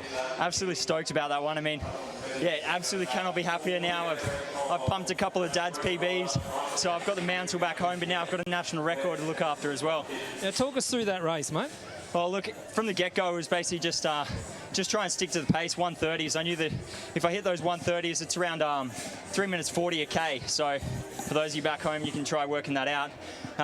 Yeah, just try and aim for that exact pace for every single lap as I go through. And then the last couple laps was really starting to sting, but the crowd kind of got behind me. So yeah, can't thank them enough. And Thanks for putting it on down here in Melbourne with some good conditions. Yeah, we heard you had a blowout in one of the shoes earlier today, mate. They've done the job today. These might be the keepers. Yeah, so yesterday I was out for a training session with Josh Ralphie, just taking him for a run casually. And yeah, put a rock through the bottom of the heel. So it was a little bit sore actually during the race. I had a bit of a sore heel, but had to change the shoes up last minute this morning. That's just me being silly. I know, like, professional athletes, we should be expecting the worst every time. I should have brought a spare pair, but, you know, these ones did the trick today. And some of the boys, I have to thank Chris Adams from Nike up in Queensland. He really worked his ass off to try and help me out to secure a pair just for the race. He was working all night tirelessly, so thank you, mate. Well done, mate, once again. And just quickly before you go, how has it sunk in yet that you're going to be on that plane to Rio? Mate, not really. It hits me occasionally. Every couple of days I'm thinking there, oh, bloody hell, I'm an Olympian now.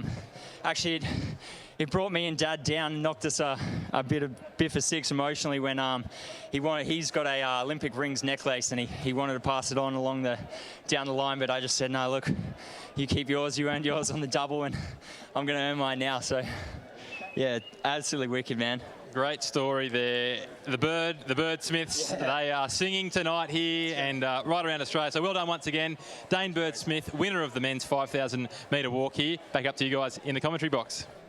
Thanks, Mossy and Robbo. What a great story. It's so fantastic when you see athletes' raw emotion of how excited they are to be representing their country at an Olympic Games. It's going to be great watching his journey in, and I think he's going to be a very successful Olympian, and he may get double that necklace as well, I think, from his Family dad. dinners may have just come a little bit more interesting now.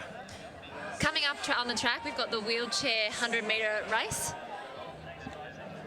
This will be an interesting one. Obviously, Richard Coleman's one to watch. He's won so many medals at Paralympics, but he generally wins them in the 400 and 800. So he's coming down a distance, and it's pretty tough for these guys to get going. But once they start, they rock and roll down that track pretty quickly. So Richard's obviously not the one to watch coming out, but his back end will be pretty fast. Yep. Before those guys are ready, we'll head back down to Mossy and Robbo. They've got Becky Smith, the winner of the women's 5K walk, with them. Very much, Tams and Urs. It's heating up down here. What could be a night where we see many records tumble. We have the winner of the women's 5,000 metre. It is Becky Smith. How did the race pan out for you, Becky? Yeah, it was pretty good. I didn't really have a race plan, just pretty much 5K is one of my little favourite events since we do 20K, so it's nice to kind of do a sprint for us walkers, I guess. So just went out there as hard as I could and tried to hold on, and lucky to get a PB today, so I'm pretty happy. What's it like when you're in a mixed race, when you're out there with the boys? It's pretty good because when it's just girls, there's not too many of us, so when the boys are there, you can kind of chase them down when they lap you, so it's kind of nice to have so many people on the track. So yeah, it kind of worked in my favour today, which was good. Now today you just had more of a sprint, like you said, the little 5K, but 20K is more your game. You've walked a few qualifiers in that event. What do you got to do to get to Rio? We have a World Cup meet in May, so pretty much just walk as fast as I can there to secure my spot, so fingers crossed. Sounds easy. All the very best and well done tonight. Thanks, guys. Thank you. All right, back up to you guys in the studio. Thanks, Mossy and Robbo, and great job by Becky Smith there. She's definitely, I think, cemented one of the spots to watch. Like she's okay, so we're going down to the men's wheelchair 100 metres. In position 1, we've got Angelo Mavroudis. 2, Samuel Rizzo. 3, Sam McIntosh. 4, Richmond Coleman. 5, Lachlan O'Brien. And in position 6, Campbell Message. This is always an exciting race to watch, the wheelchairs. I'm glad they're in lanes for this one, because when you watch anything like the 800 metres, it's so rough and physical out there. At a Paralympics, I think it's one of my favourite events to watch is the wheelchair 800. But the 100 metres is a frenetic pace once they get up and going. So don't blink because you'll miss it. And you mentioned Richard Coleman before. Dual Paralympic gold medalist, 2004 and 2012. He has been around forever. He's one of the real characters of athletics in Australia. Most people that have been around the sport for a while know Richard, but he actually got beaten in the Vic Champs not long ago by the gentleman on his inside, Sam McIntosh, so it'll be a close competition between those two at least. So, yeah, keen to see what happens here. Sam Rizzo also with a season's best of 16.68 will definitely be up there and came 3rd in the Vic Champs. So for a few of these guys, it'll be round 2 weeks in a row. But as you did say, you know, Rich, he's more known for his 400s, 800s, and even known to dabble in the marathon. So coming down and with 16 seconds in a wheelchair in a straight line, it's a different ball game. So keen to see what these boys can produce. Okay, so while these guys are getting ready, just so that people at home know, the pole vault has just gone up to 450. So after this, hopefully we'll go back to see Alana's opening height, and Robbie Crowther's on the runway for his second attempt. And when we get that distance, we'll make sure we tell you what it is. Hello. Is that on? No, sorry.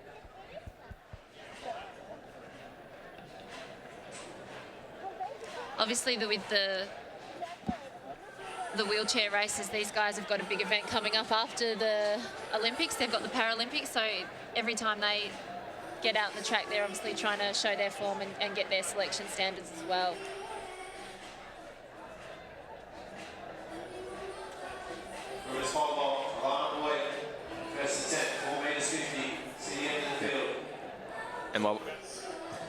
And while we wait for this start, the crowd is definitely building.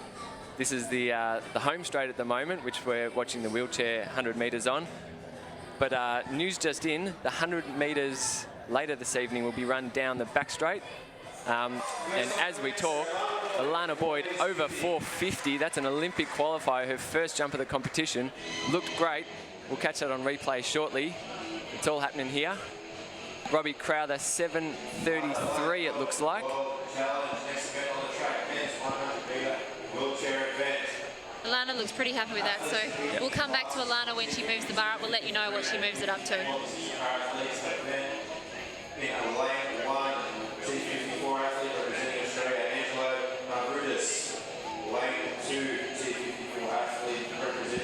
So most of the guys in this field are locals.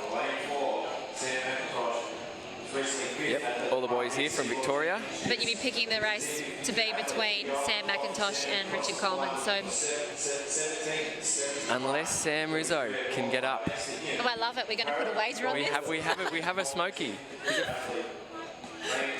15-year-old Sam. Okay, that'd be a big effort if he could hit the other two on the line.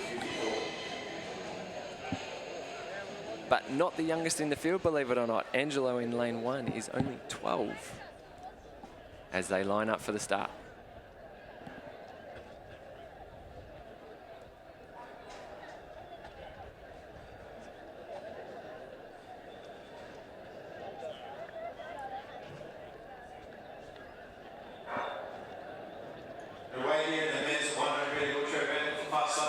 Right, and they're away cleanly here, and it looks like, it's tough to tell, Richard or Sam. Richard looks like he's pulling away now from Sam Rizzo.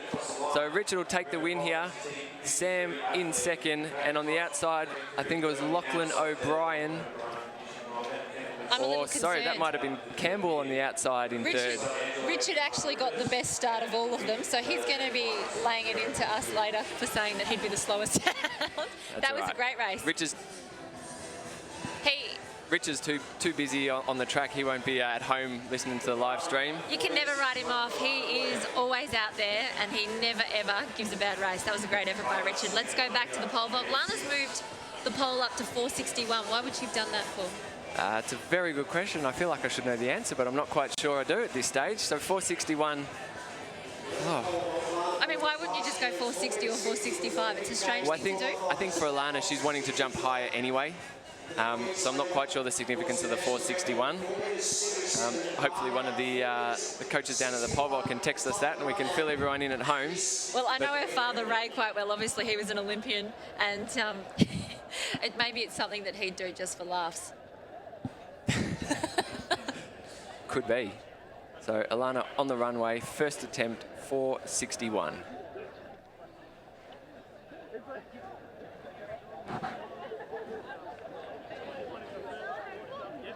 And over very comfortably. She'll enjoy that one. Obviously, she did it for the meet record. There you go, Tamsin. Great research there. Bruce McAvaney would be impressed. So I guess the question now is, what will she go next? 461 is a meet record. 477 is a PB and national record. Yep. But But 61 to 77 or even 78, that's quite a big jump. So whether she'll go 470 first, I'm sure we'll soon find out as she talks to her dad and coach, Mr. Boyd. So the meet record was 4:55. And she's got a lot of hip height over that bar, very comfortable, clean on the runway, nice takeoff. It's exactly what she's looking for at this time of the year, to get a bit of consistency and hopefully a few big heights as she leads into nationals in Sydney and beyond. It's amazing how that event's come on, because the meet record that she's taken would be Emma George's 1997 world record. So, you know, she's just jumped what was then a world record in 1997. Yep. Okay, we're going to go down to Mossy and Robbo, who's got the winner of the men's 100-metre wheelchair. That's right, we have Richie Coleman here, the winner of the men's 100-metre wheelchair, mate. On your local track here, how's it feel? Oh, it's great to be here in Melbourne at the National Series, and it's a great track to be on. We train here every week with my wheelchair group, so I'm used to training on here, and it's actually perfect conditions for us tonight. Now, I haven't seen you run too many hundreds, mate. You're used to the double laps and a little bit longer than that. How was it today? Yeah, 100 metres, I'm like, what's that? How many laps? And unfortunately, I'm enjoying it. I realised that in the 800, 1500, you've got to get away quick and get in a good spot early on. So I've got to really practice my starts to get into the lead early. So that's why I'm here. Yeah, mate, I know you're a proud Victorian. We had a stacked all-Victorian field, which is special. But you also had a lot of your training group in there. Tell us, how did that feel to have them there? Yeah, it's really good, and I push hard to have this race here in Melbourne, and I get to promote it to future athletes, and we've got quite a few athletes who are just getting into sport here and wheelchair racing, and not just wheelchair but Paralympic sport. So I'm loving it, and it's great for my team to have a full race. Well done once again, mate. Great work on the race. We're going to throw it back up to Tamsin. Thanks, Mossy and Robbo. Well, that was interesting. Richie Coleman did it for his start, and I tell you what, he looked great. He was first in 17:35. Rizzo was second in 17:44, then Message 18:30. McIntosh was 18:77, and rounding up the field was Lachlan O'Brien in 22:10. It's great to see Richie helping out the younger generation of wheelchair athletes in Victoria.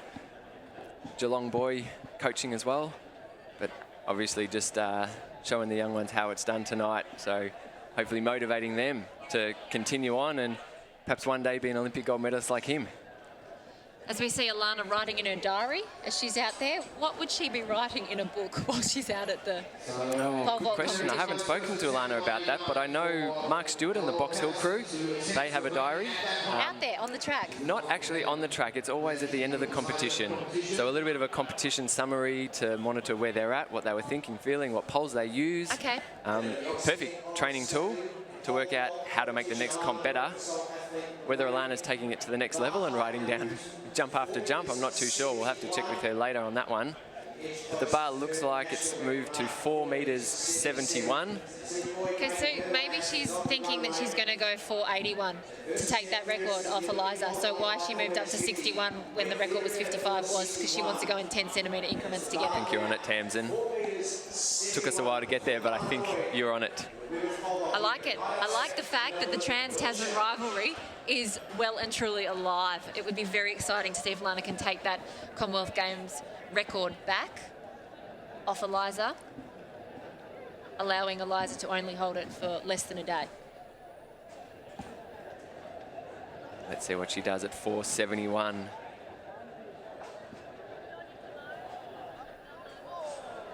It looks like she might have gone up a pole there, actually. And she looks like she ran well, but didn't quite get the full bend of the pole to shoot her over the bar. So potentially she's moved up a stick. Yep. Which means the pole that she's using now is just a little bit stiffer, which, if she can bend it well, will give her more recoil and she'll jump higher, but not always as easy to bend. So yep. You need better technique and slightly faster running. And speaking of fast running, Eleanor Patterson at 1.89, just nicking the bar, lightly with her button in her calves. But she'll get back on the horse and give that another crack shortly.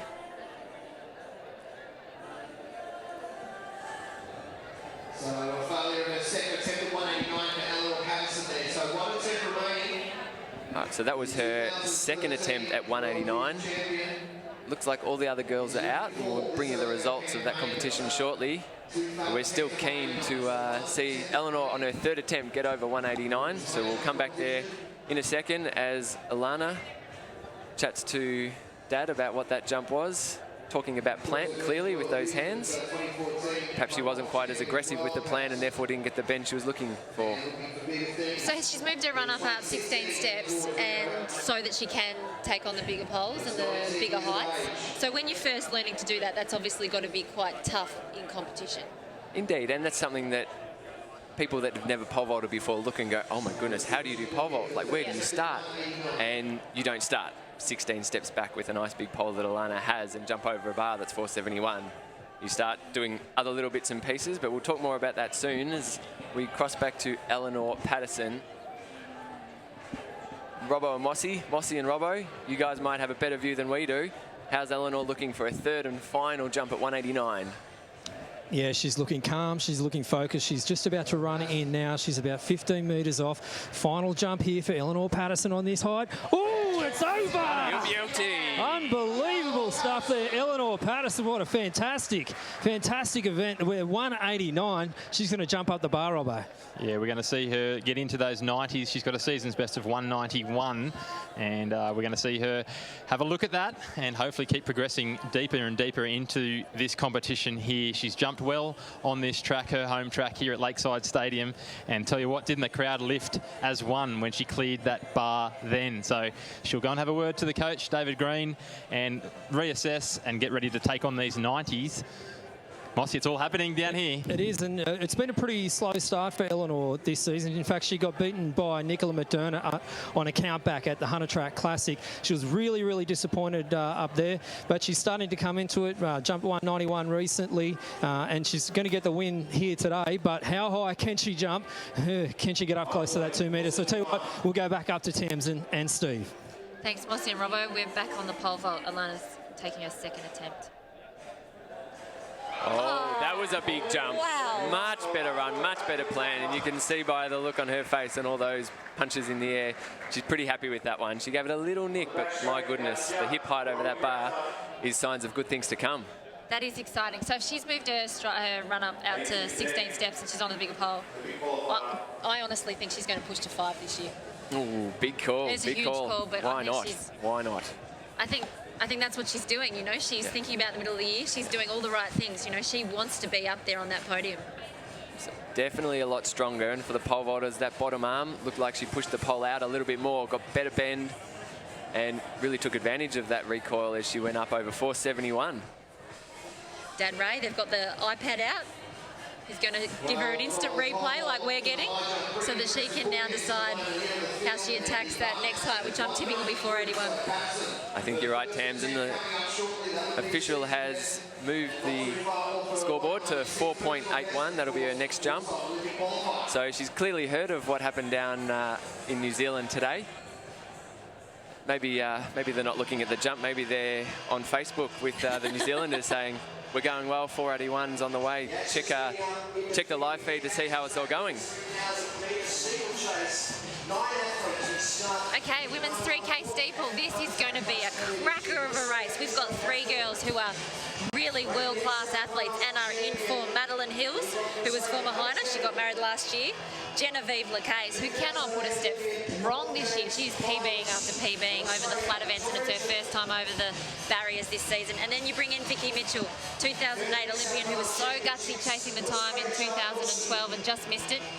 And she'll be back attacking that time to get to 2016 Rio. Yeah, this will be hot up front between those 3 girls. 3 girls that went to Commonwealth Games all together and ran together for a good portion of that race in Glasgow a couple of years. So it's interesting to see who takes the lead here. I know Maddie likes to lead, but Jen's been in such good form that maybe she'll just run out and show the girls what's going on. So let's look at the start list. Isabel Bat-Doyle, Paige Campbell, Victoria Mitchell, Charlotte Wilson, Madeline Hills, Yumi Yoshikawa, Rosa Flanagan, Stephanie Kondogbis, Genevieve Lacase. This is going to be a great race. I think you'll see that Madeline Hills will try to push the pace. She's very gutsy when she runs over in the Diamond Leagues. She's happy to lead the girls who have faster personal bests. But you've got to watch Jen because she has PB'd over 1,500 and she ran at the Milers Club in Victoria at Melbourne Uni the other day over the mile, and she looked really strong. And she's PB'd over 5K at the Brinks Classic, so And Vicky Mitchell's probably hard to spot for people because she doesn't have her purple hair, but she's also one who's very gutsy and will take the race on.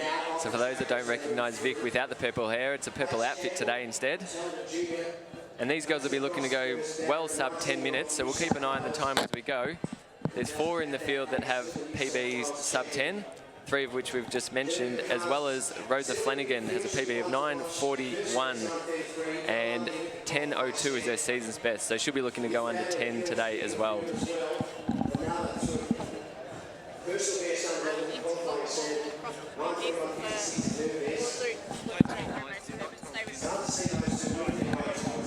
Okay, we're on to Alana Boyd, who has moved the vault up to 481. This is a huge attempt. If she gets this, she's reclaimed that Commonwealth and Oceania record. Married, soon on our heels. She won in 9:31. I'm just going to take a break from the track and head across to the pole, but I'm not doing on the runway.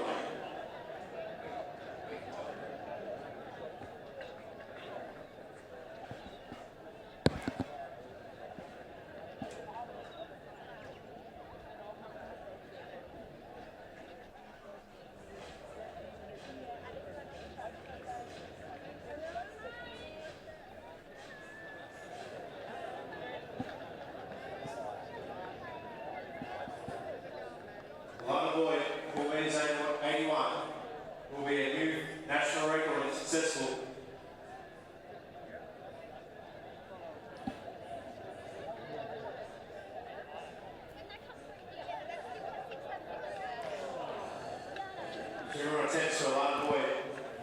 At 481 there for Alana Boyd. Look, she'll take a lot out of that and knows what she's got to go and have a think about and adjust and come in for 2 more good goes. But Mossy, tell you what, I haven't felt the heart rate get that high all day.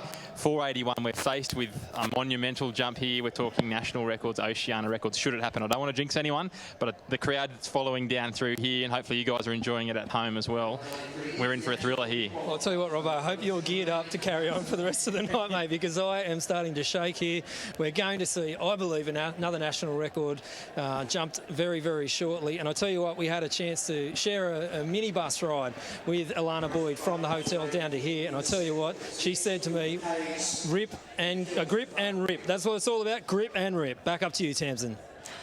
Thanks, boys. We are now back on Eleanor Patterson for the high jump. She's at 193. Oh, whoa. And does it easy. Wow, that was huge. That's definitely the best jump that she's produced tonight, and she'll be really happy with that one. A great clearance there. My goodness. She has nerves of steel. Like, you know, when she was going for her 3rd attempt, she's a clutch jumper and she clears it, and then she comes out and she clears 193 like it was nothing. What do you think she'll take it to, 195? Oh, I think you're the one that's tipping the heights tonight, Tamsin. You got the pole vault. She's done her season's best. Her season's best before tonight was 191, so 193 is the season's best, so she'll get confidence out of that. But her PB's 196. So do you move it to 196? Do you move it to 197? Is it too big of a jump to go from 193 to 197? Don't think she'll go to 96. So I think it'd either be 95 or 97. And depending on how she's feeling, she might not want too many more jumps tonight. She might be pretty happy with how it's gone and look for 3 solid attempts at 197. So we'll keep an eye on that scoreboard and update viewers at home as soon as we know what Eleanor is going to put the bar up to. And the 3 big names for the women's steeple have started to make a bit of a break. They're coming up to the 4-lap mark to go. Jen's out in front. She'd be really confident at the moment, I feel, with the way that she's been performing on the athletics tour domestically. She is in really great shape. So I think she's going to really want to keep that pace solid, just to make sure that if she's going to do her first 3K steeple, it's going to be fast. How exciting is it to have the 3K steeple in Australia with 3 genuine contenders for that Rio final performing here in front of the Melbourne crowd? And working well together down the back straight too. As we cross over to the 2nd attempt at 4 metres 81, Alana Boyd.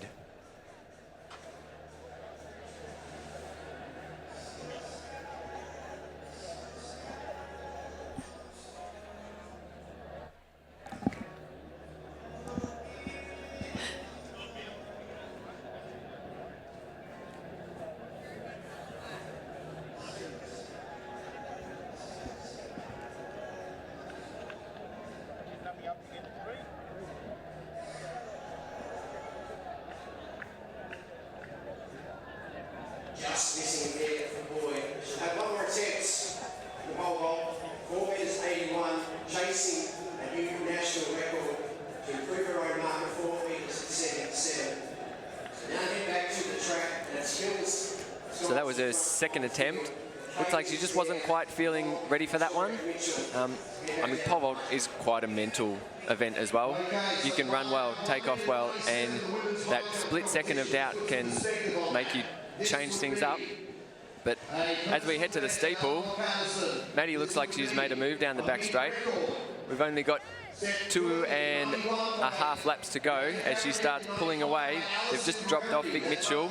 Discus is tracking her nicely. She looks like she's still comfortable, so I don't think there hasn't been a breakaway as such yet. Madeline would have liked to make a bit more of a break, but we are going to go to Eleanor Patterson soon. She has lifted that bar to 197, Steve, which would be 197, good work there. Which would be an amazing effort. If she could do it, it would be a personal best. And let's remember, she made the World Champs final last year, so this is a serious height that she's attacking. 198 is the Australian record, held by Vanessa Brown and Alison Inverarity. Here she goes. So she's got 3 attempts at this, 197.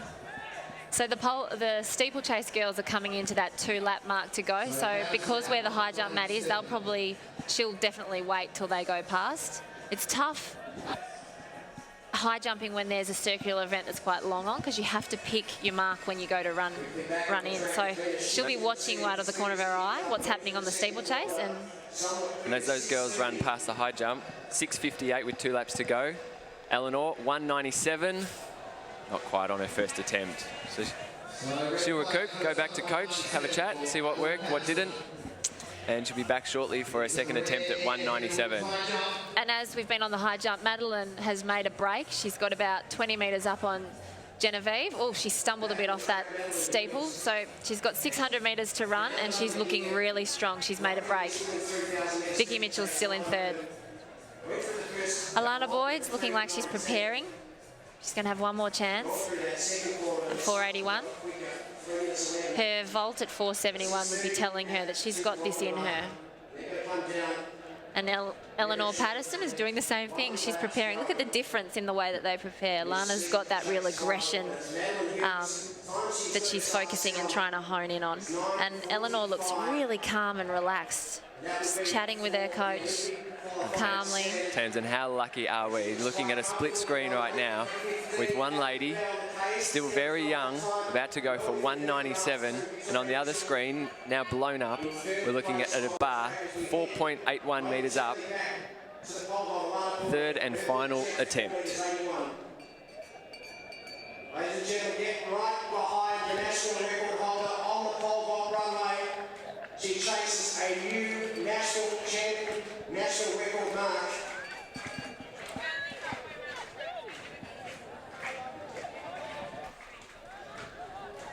Second attempt, 197. Eleanor Patterson from high jump.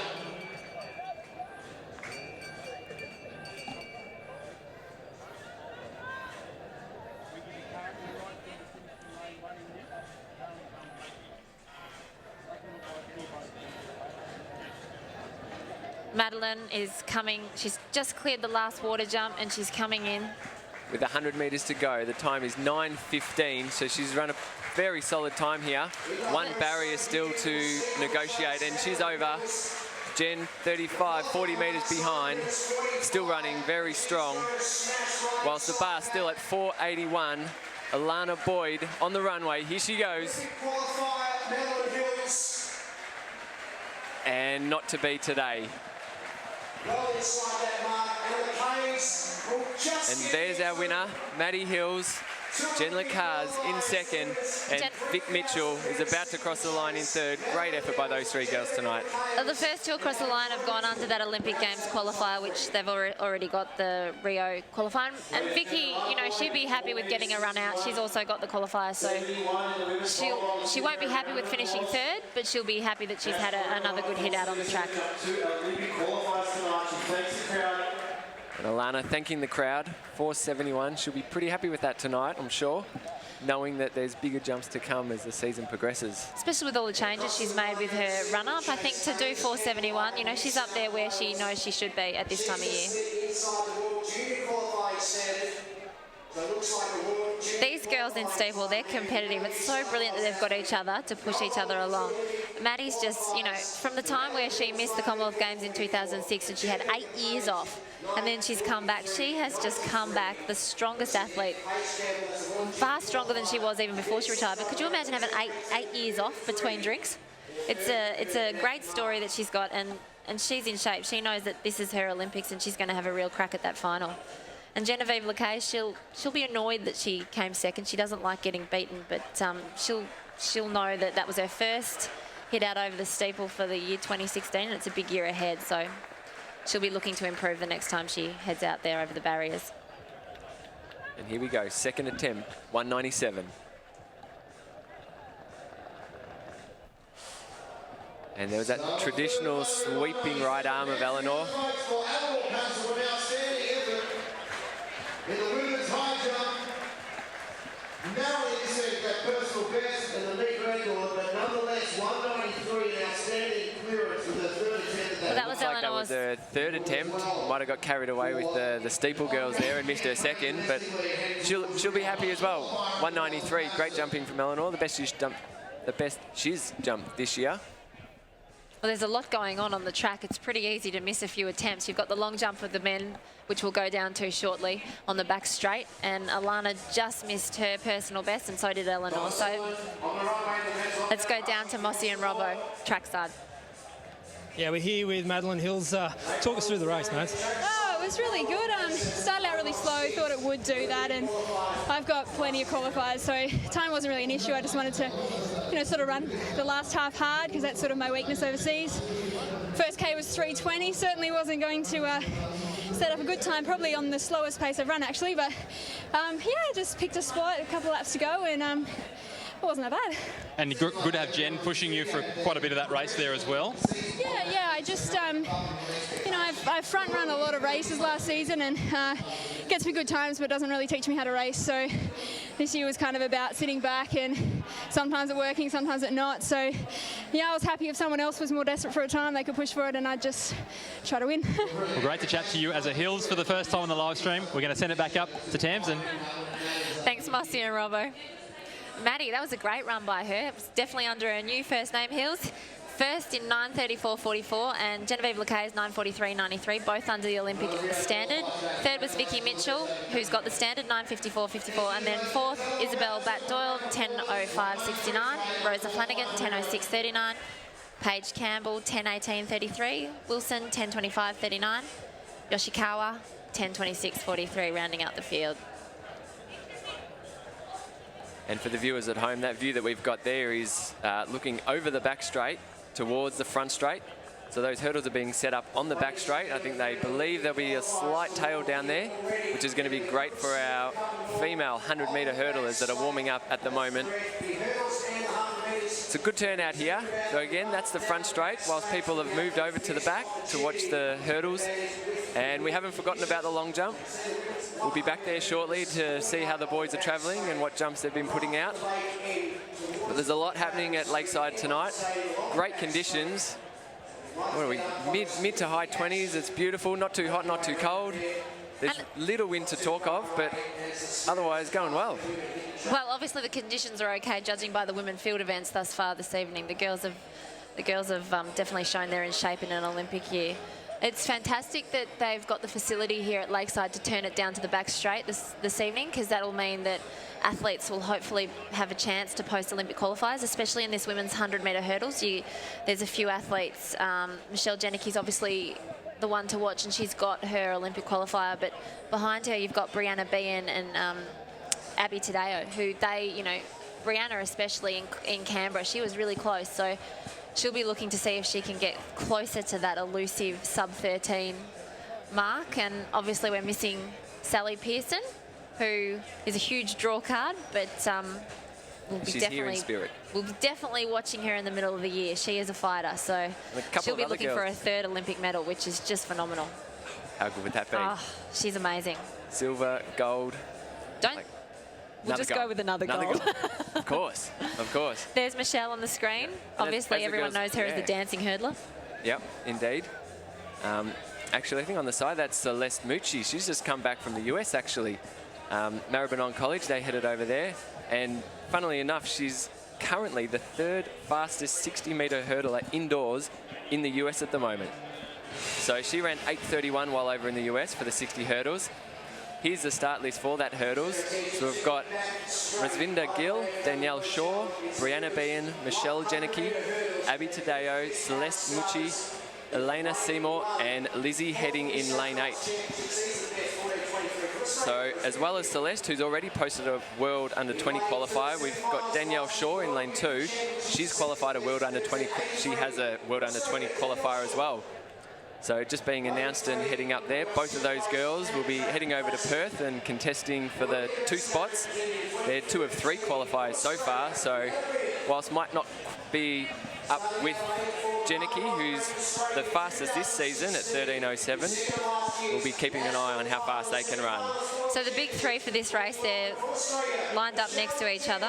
There's Michelle doing a little dancing routine. Now, Abby's coached by Penny Gillies out in New South Wales, who has a really good squad up there.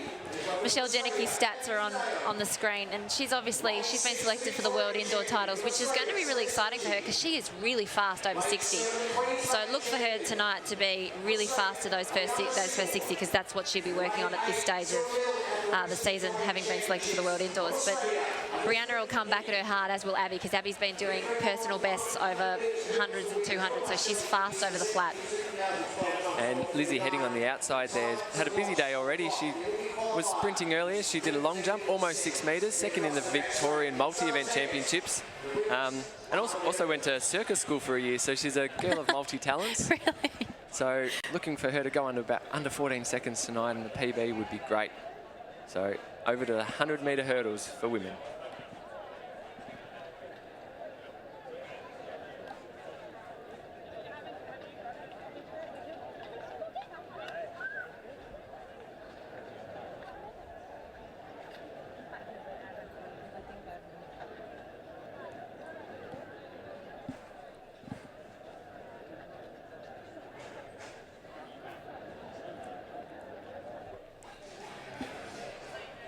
Up quickly was Janicki in the middle, going with it today with Bean on her inside. As Janicki started stretching here at halfway.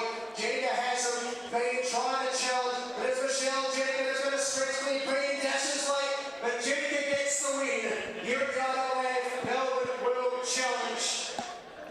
We wait for the time. We want some 13 seconds. Well, Michelle Janicki was definitely fast out of those blocks into the first 60, but Brianna is really strong over those closing stages, and she bridges that gap over the last 4 hurdles. So I think Brianna will improve come leading into nationals.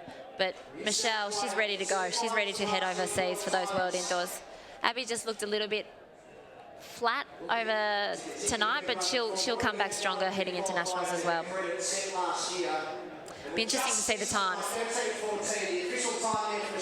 So the official time there for Michelle Janicki, 13:14, with a plus 0.4 wind down the back straight. So great work to AA and the officials for putting the hurdles on the back straight. Better conditions, no doubt, than they would have been on the front. So great for the girls to have a good run down the back. 13:14 for Shelley.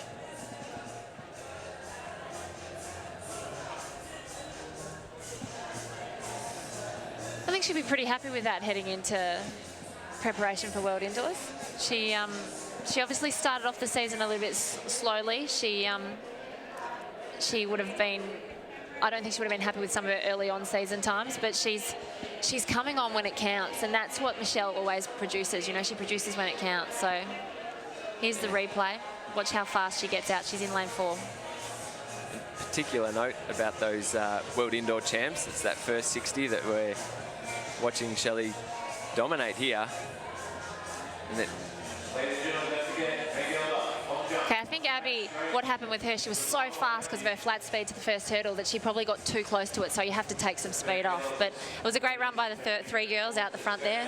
We'll go down to Mossy and Robbo now so he can chat to the winner.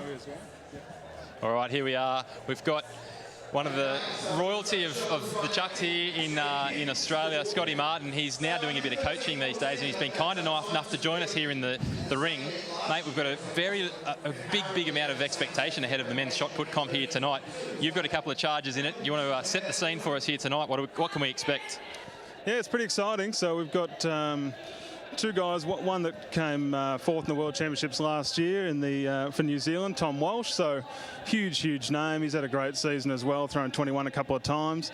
And then our charger, Damien Birkenhead's thrown 21 a couple of weeks ago, 5 centimetres off my national record. So we're looking forward to that going down. And if that goes tonight, we'll get pretty excited. How does it feel as a coach? You've got the mark there, but you're putting all your energy now into trying to get Damien Birkenhead in as best form as you can in an Olympic year. I guess, on the whole, I'm expecting you'd be happy to see him throw a 21.50 tonight. Oh, I'd love to, yeah. I mean, the sky's the limit. This guy's really good. Things have changed a little bit, so it'd be no greater honour, and I'm really pumped. I was wrapped when my area record went, the Oceania record with Tom Walsh. He's a great guy. We did a bit of work together, and it's just a thrill to help these guys, and I think Damo's, if not already, he's going to be one of our best, or our very best, yeah.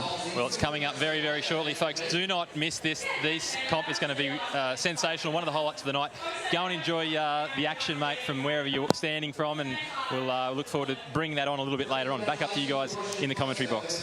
Thanks, Mossy and Robbo. Well, Scott Martin doesn't really look like the winner of the women's 100-metre hurdle. Sorry about that. But we're going across to the long jump runway now, and we'll get back to Michelle Janicki later.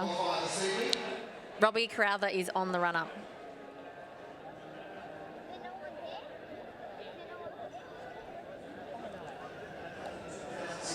And that'll get the red flag. Unfortunately, a little over the board on that one.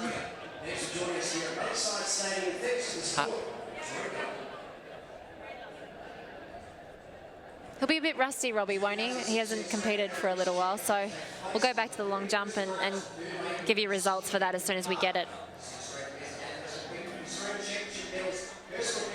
But we'll have the hurdles results for you now. Michelle Janicki, 13.14. Brianna was second with a 13.26. Tadeo, 13.50. And Celeste actually a PB, 13.70, another World Junior qualifier, so that's great for her. Danielle Shaw, 13.98, is also very solid, under 14. Not a PB, but she's been running a fair few races recently, so she'll be looking to freshen up for her nationals. Lizzie, 14.27 as well, just outside of PB, and Elena Seymour, 14.31. Here, trackside with the winner of the women's high jump here today, Eleanor Patterson. I tell you what, Robbo, I almost have to get up on my TV toes here. Yep. Eleanor, not a great start to the season up at the Hunter, but you're really starting to hit your straps now. What's been the difference? I'm not sure, really. Just continuing to persist and work hard with my coach, David, and yeah, I know I can do it. So, yeah. You've put in some great performances here at this track, and the crowd was getting right behind you all around the stadium tonight. How much does that help lift you up over that bar? Yeah, it certainly helps having a bit of an atmosphere and a crowd, and I also love having the tunes pumping. That always is good. What's the favourite tune? We played a bit of music at the Hunter Track Classic last year, but what's the favourite tune? Do you get something in your head? Are you singing when you're jumping over that bar? It depends. Yeah, it changes all the time, but there was a Coldplay playing out there. I like that, but then, yeah, whatever's playing, I'm enjoying, that's for sure. Now, Rio, not too far away. What happens for you between now and then? Just back to training and, yeah, back working hard with my coaches per usual, and, yeah, the next comp, whenever that is, I'm not sure. I think it's nationals. Yeah, so that's my next step. Very good. And for anyone watching out there that's thinking, yeah, I used to do a bit of high jump back in school, what is the technical aspects of it? You talk about your run-up, I've heard how many steps you're taking. Is that something that you tweak at all during the competition, or it's pretty much standard for you? When it's in the competition, just keeping it basic and, yeah, just remembering all the hard work that you've done, like that I've done with David, and, you know, yeah, I guess it's just, yeah, remembering all the hard work. Very good. Well done once again on getting the win here tonight and getting back into those 90s. We love seeing you in the 90s, and we know there's more to go there as well. All the very best with the road to Rio, and we look forward to seeing you at Nationals. Yeah, thank you very much. Thank you. All right, let's do a little swap here. A high jumper for a hurdler. And we've got Mossy here with Michelle Janicki. She's bubbly, she's smiling like sure. Michelle, another win here in Melbourne. How was it tonight? Yeah, I was pretty happy with this night's run. I think I fixed up a few things that needed a bit of work, and end wasn't as strong as it has been, but I was really happy with the start, and that's what I needed leading into World Indoor. So, yeah, very happy with the run. Last year we had Sally Pearson down here, and she got the win, and you were into a bit more of a stronger headwind that night. Pretty nice of the organisers to throw you on the back straight there and give you a little bit of an advantage over that side. Yeah, it was really lovely they did that. They did actually try to do that last year for us, but due to some technical errors, they couldn't. I think Athletics Australia are really good at doing that and trying to get the best results of everyone. So, yeah, big thanks to them for flipping it around for us. Now, I asked this of Eleanor Patterson about Rio. You've got a qualifier already. What are you going to be working on between now and Rio? Getting faster. That's easy. That's the main goal. I mean, there'll be a few ways of doing that, but yeah, I mean, the really main goal is what I've got to do is to get faster. There you go. Ladies and gentlemen, Michelle Jenica, the winner of the women's 100-metre hurdles. Brilliant Back seeing up to you. Michelle and Eleanor. They are great female sports stars. All right, let's head back to the long jump. And an update on the results there, Tamsin. They're in their 5th round. And from the first 3 rounds, Darcy Roper on his second attempt, 7.74. Looks like he's leading the competition at the moment. Chris Matrevsky, the Victorian champion, with a 7.66 in round 3 is currently second. And the 4th round jump by Angus Gould at 7.50, if my eyes don't deceive me, looks like he's in 3rd place. And as we had a bit of attention on Robbie Crowther earlier, he's had 3 fouls in his passing one. His best jump at the moment, 7.33, but no doubt he'll be improving on that as the season goes on. There's Darcy on the run-up. Back to Darcy. This is our competition leader. He'll be happy with 7.77, was it? 7.77, I think. You know, at this time of year, obviously, he was in the Victorian papers today, and his story was highlighted of his lead into the World Youths last year, where he had a few personal issues and he's trying to G the crowd up here. But his focus has been really professional, and he's really switched on, he said, heading into this season. So I think he said that he'd be quite happy with anything around that 7.80 mark. Yeah, but for him, 8 metres, that's definitely what he wants. Here he goes. Oh, look good to me. I'd happily take it, but he doesn't seem too convinced. All right, let's go down to Mossy and Robbo. He's down trackside with Alana Boyd. Yeah, look at that. We've got Alana Boyd, and it was end-to-end action there in the jump. Able to crack into that 80s, the elusive 80s tonight. 481, you had a very good look at it, but 471, the winning mark. And tell you what, the consistency is really there this year. Oh, it is, and I couldn't be happier with it. It's you know, something that I was really focused on was to go out and be consistent at those heights, and then obviously that's when you break into the next level, and hopefully that will come very soon. Just pause there for us, Alana. We're going to send it back up to the We got the start of the blue ribbon event, the men's 100 metres. Ross in 1, William Swain 2, Miller 3, Stubbs 4, 1 to watch, Hartman 5, Jaworski 6, Telltale 7. Look for Stubbs to try for that Olympic qualifier. He's been the one winning all the races and in shape. Conditions are good. Olympic qualifiers 10.16.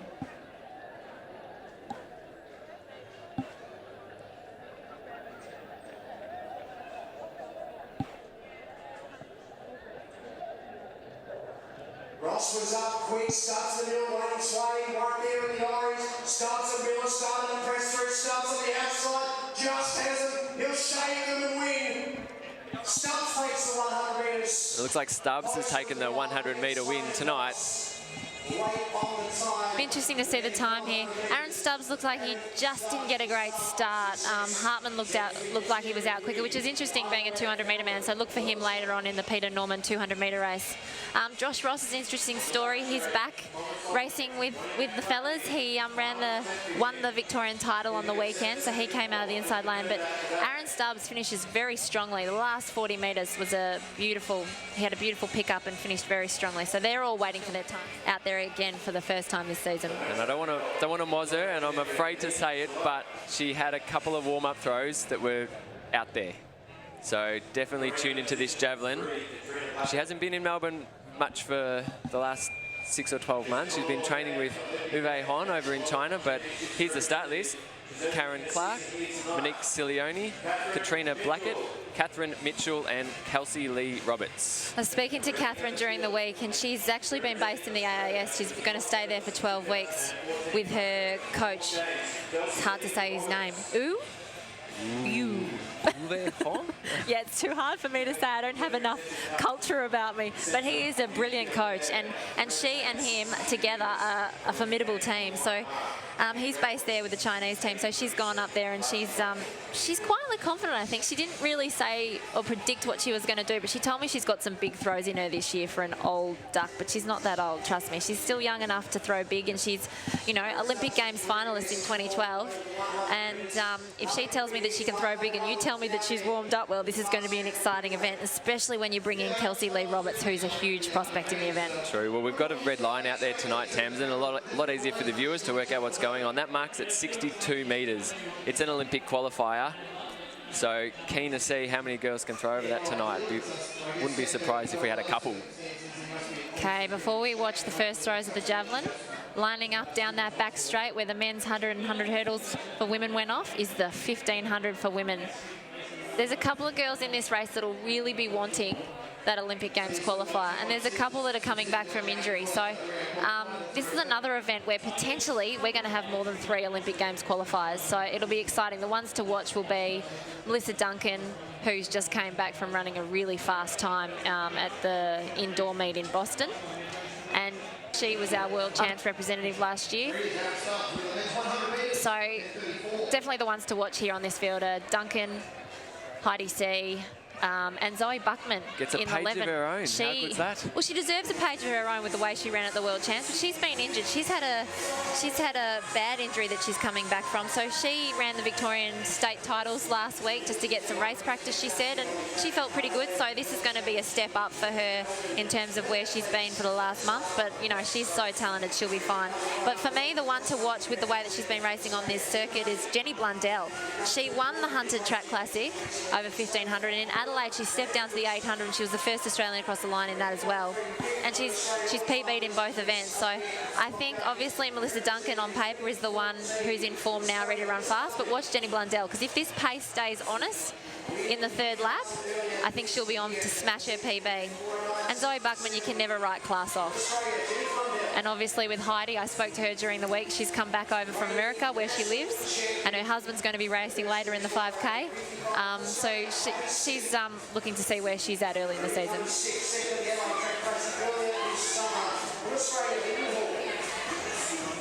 And she's an interesting story, Heidi. She obviously lives in America with her husband, but as a 15 or 16-year-old, she was so fast over those middle distances, and like so many girls, she struggled through those next years, and she didn't run faster till she was 23, and she had about half a dozen stress fractures in that time, and she's still stuck in there. I love stories like that. It's like a Louise Wellings, you know. They breed them tough, some of those middle distance girls. And Heidi's as tough as they come. They sure do. 1500, almost twice as tough as an 800. I mean, almost twice as long as an 800. Sorry, Tamsin. Twice as long. I'm sure a few of these girls are out to run PBs, out to qualify. And then Zoe Buckman just announced over the loudspeaker at the track, just really excited to run. Yeah. Chatting to her earlier, and she doesn't have super expectations on this race. But yeah, really excited to be out there again. Warmed up last week, so hopefully she can tag along with Melissa Duncan if she's going to set the pace, as she often does, for the first few laps and hold on for the last 300.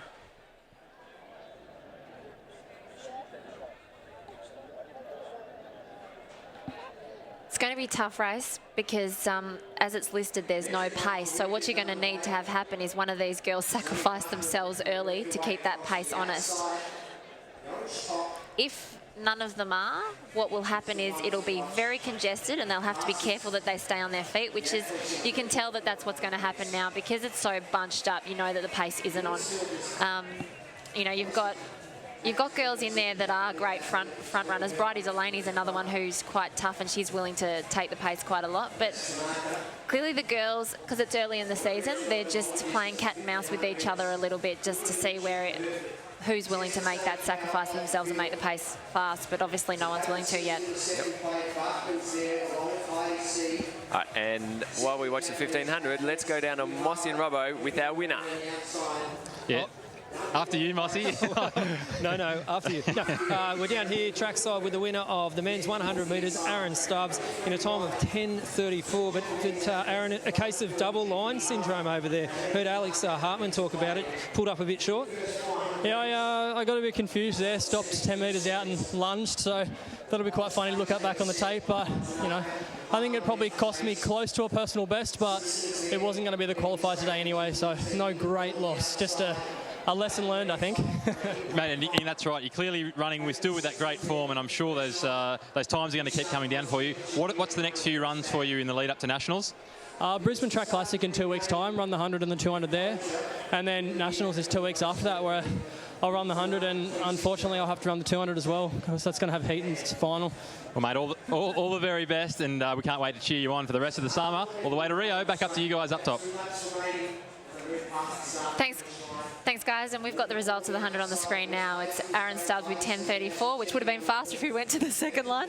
Miller 10:40, William Swain 10:50, Hartman 10:50, Ross 10:57, Teltel 10:67. Okay, back down to the 1500. Lyndon Halls. Whilst Tanaka was leading for a while, she's dropped back into third now. Lyndon Hall's leading the way. Heidi C looks like she's in second. Two American girls. Well, they're Australian, but they've spent some time in America. Going well, and Zoe in third now. Looks like she's playing the part. Might suit Zoe that the pace has been a bit slow, because in a 1500 you really need race practice before you start hitting those fast times. So the fact that it's been a little bit slower early may actually mean that, because she's so talented, she's still in the race and she'll be able to use some of her kick down that she's got, because she, as we saw when she was in the World Champs final and in her lead-in races, she does have a good kick down. Yep. And with 600 to go, they've gone through in 2:41. So that'll mean a lot more to the 1500 runners at home than it does to me. It sounds pretty quick though. Well, they're really bunched up, so it's going to be quite rough. It's going to come down to a fast sprint, and everybody's still in this race in this bunch. So Bridie looks like she's got a good, because it's rough, like I said, Zoe Buckman's just clipped Heidi C, and she nearly went onto the inside railing, but she's held her feet. And Mel Duncan also sitting in fifth at the moment. It's a little boxed in. She's going to have to find a way out if she wants to make a break for it. Very different from Lissy Duncan's usual approach. She's usually the one in that third lap that does push the pace, but as you can see, because it was slow, she's stuck on that inside railing, so she's going to need to find an opening very soon and get out. So it's C, Hall, Zoe just being overtaken there. Heidi C with her upright running stance. She's obviously in the clearest run, but you'd be looking for somebody like Jenny Blundell with her 800 speed of late to come through on a pace like this. Bridie's still there too. She's moving into third as we speak with 150 to go. Heidi C's looking really good up front. Blundell coming wide here, and she's, like I said, she's a tough runner, she's gutsy, and she's run down a few of the girls of late in the races that she's been running, and she looks like she's applying the same tactic here on Heidi. It looks like she is with 30 to go. Can Jenny Blundell get there? She's challenging on the outside, and she gets there. Big win, big upset. Heidi C in second. And hard to tell who got in third there. That was on for the win. I remember Sebastian Coe, the Lord Coe, saying on one of his commentary teams that he used to find heats of Olympic races of middle distance really tough, and that race was like a heat of a major championships. As soon as you make it slower, it brings everyone in the field in, and you're not quite sure who's going to have the best kick. Jenny Blundell has not put a foot wrong. She was a great junior, and this season she has come out and she has just PB'd after PB, and tonight she didn't get her PB, but it was a great race. So let's go down, and it's going to be tough. She's going to give you her comments straight after the race with Mossy and Robbo. Yeah, it's always a fantastic time to interview someone when they've just finished. But Jenny Blundell, scalp after scalp after scalp. You did it at the Hunter. You continued your form, and you've done it here at Melbourne. What's been going on? I don't know. And I've just been like keeping it simple at training and always just concentrating on the basics, which is your sprint finish, and it's working. Now, you broke into sub 4:10 territory up there at the Hunter. Wasn't as quick a run tonight, 4:16, but tell you what, you had some fancied runners, as Mossy said, in there, many that have run under that 4:10 before. But what are the possibilities for you now? You know, you're getting some consistent runs under your belt, getting those wins in these meets. So how much further can you go, do you think? Well, I mean, my focus is nationals at the moment. If a PB comes before then that's great. But I've just got the nationals, which will be like that race. So it's a good practice. I reckon you're definitely in the minds of a lot of the women's 1500 metre competitors around the country at the moment, and all the very best with your training. We can't wait to see how you get on at Nationals. 8th last year. I think you might do a few more places better this year. That's Jenny Blundell taking the win out in the women's 1500 metres. Distance runner talking about their sprint training. Good on you, Jenny. That was a great race, great finish. I love to hear her puffing too. I mean, she's been out there trying hard and didn't leave anything in the tank. So yeah, nice work there. She still had a smile on her face though. After 1500, I think that would be pretty tough. But you know, she's taken some great scalps there, and it was fantastic to watch a real genuine race. There was no pacer. That's what the national champs will be like. So the other girls will go back to the training track and work on what they need to. Blundell first in 4:16.63. Heidi was second in 4:16.75. Delaney third, 4:17.41. Hall fourth, 4:17.42. Simpson, 4:17.66. Melissa Duncan was sixth in 4:17.75. And Zoe Buckman just lacking a bit of race practice. She was seventh in 4:18.89. Okay, let's head back down to this women's javelin. Catherine Mitchell looks like she's just about to head out onto the run-up. This will be exciting. If she throws as far as she did in the warm-up, this is going to be very exciting. And for the fans of javelin at home, it looks like she's picked up a Nordic Indra. Have you heard of one of those, Tamsin? A Nordic Indra? They're the jabs that go far, so... Really? Yes, indeed. Here we go. No matter who's throwing them? Well, yeah, maybe not. Maybe. If you've got some red hair, red top, you've got a number 13 on your front, and your name's Catherine Mitchell on the runway, let's hope it goes far.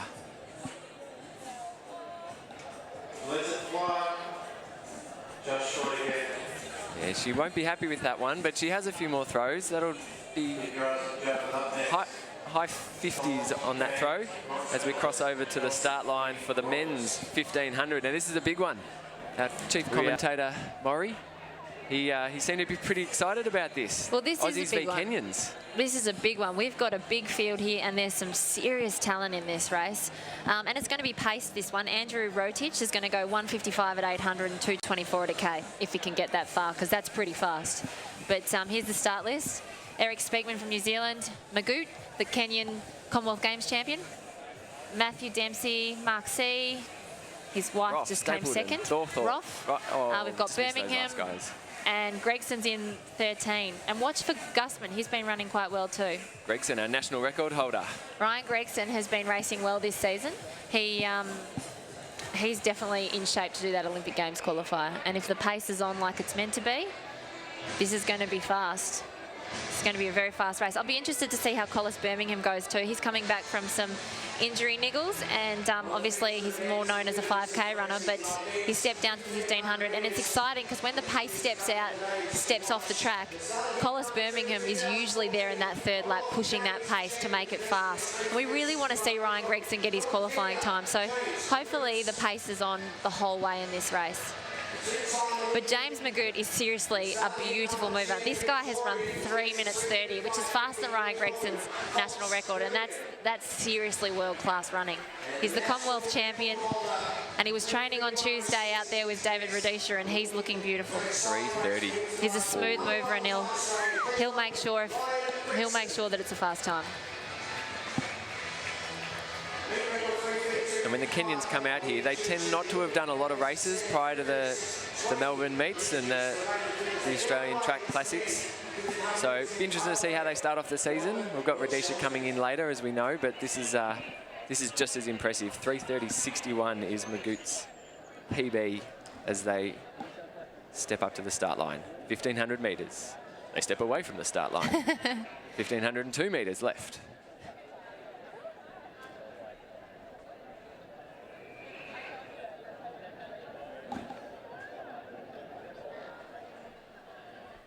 And that was an interesting start. Now, being a coach, just noticed a lot of them had the same leg, the same arm.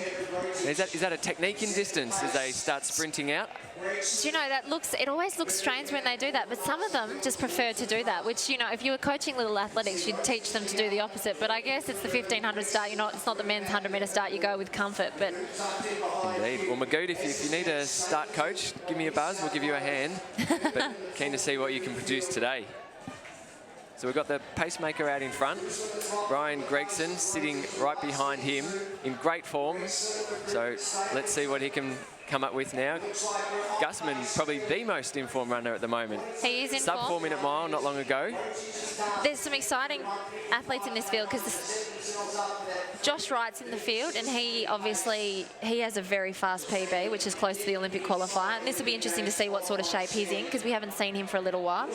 And Jeremy Roth, another Australian ex-athlete who's on the comeback, you know, to try and make that Aussie team again. His PB could do the Olympic qualifying time. So, and with these boys, because they're so competitive, there's no love lost between them. Like, they get along fine off the track, but when they're out there, they are fiercely competitive. So I think a lot of them not only want their Olympic qualifier, but they also want to take those scalps to make sure that they're known as the best 1,500 metre runner in the country. Rodich is doing his job out here at front. He looks nice and relaxed, and so hopefully that means he'll make it to the K. But as you can tell, the field's strung out, so the pace is on. But the boys behind him look really relaxed. Yep.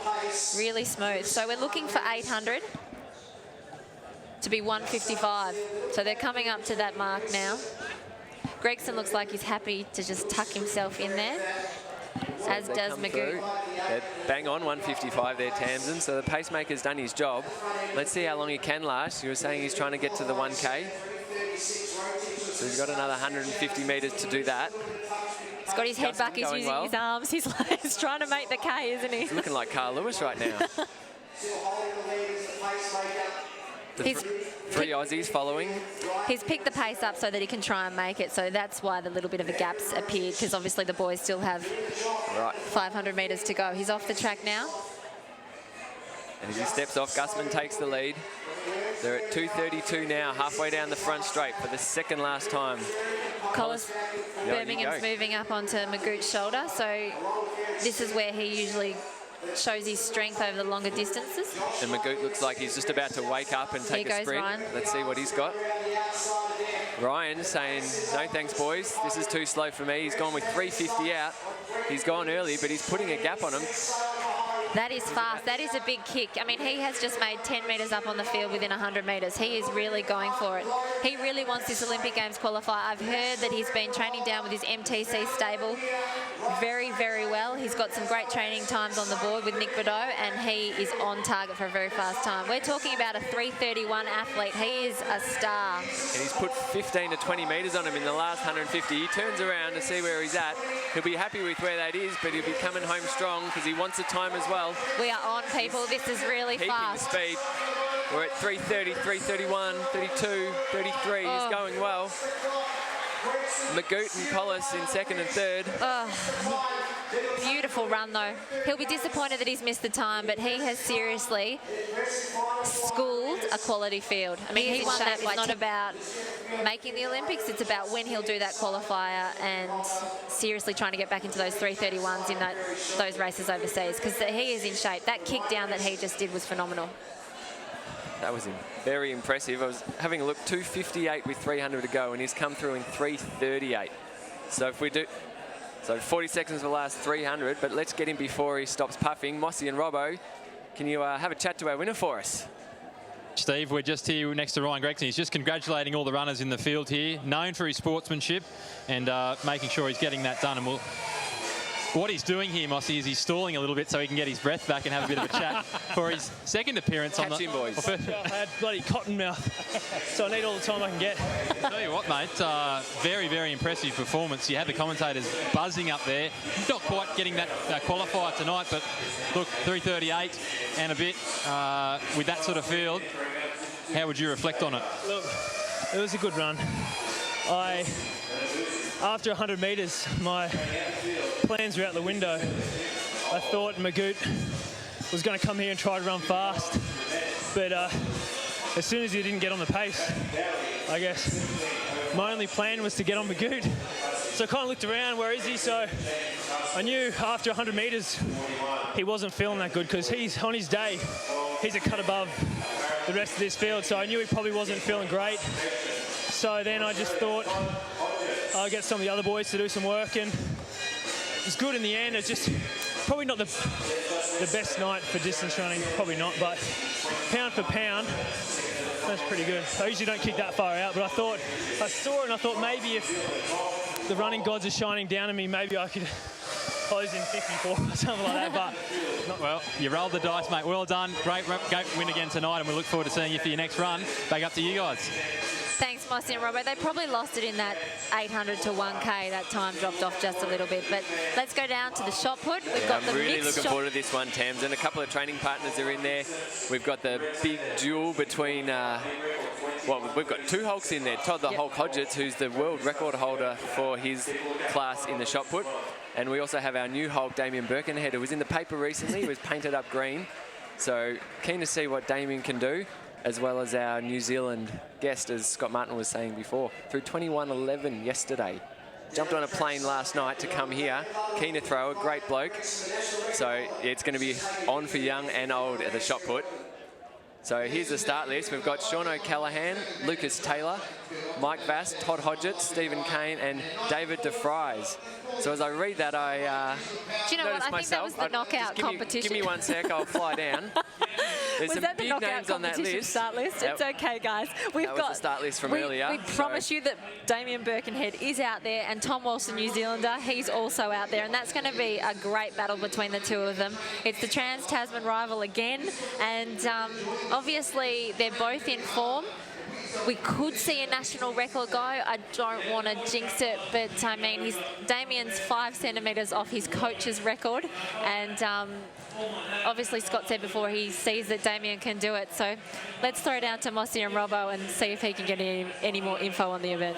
Yeah, we're down here with Darcy Roper, the winner of the men's long jump, 7.74, mate. How does that fit with your plans coming into the meet? Yeah, it's pretty good. I mean, pretty good preparation all around. I mean, Matt, Danny and I through the week, we were just chilling out in the gym. Didn't really change too much because it's all really a big lead up to Opens Nationals and hopefully go well in Perth.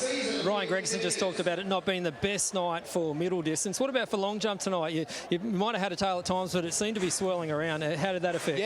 Yeah, we get that sometimes at this track because of the entrances over in the gates. Yeah, it kind of comes in from both angles and swirls around a little bit. But the biggest thing for me, I think, was really the crowd because I love, firing up the crowd, and it's hard coming back from a championships like Colombia. You got a World Youth Champs and there's 3 tiers of everyone just going nuts, and trying to recreate that because I'm just searching for that feeling again. But yeah, it's a little hard at times. Well, Darcy, thanks very much for joining us here, mate. Congratulations. All the best for the rest of the season. Back up to Tamsin and Steve.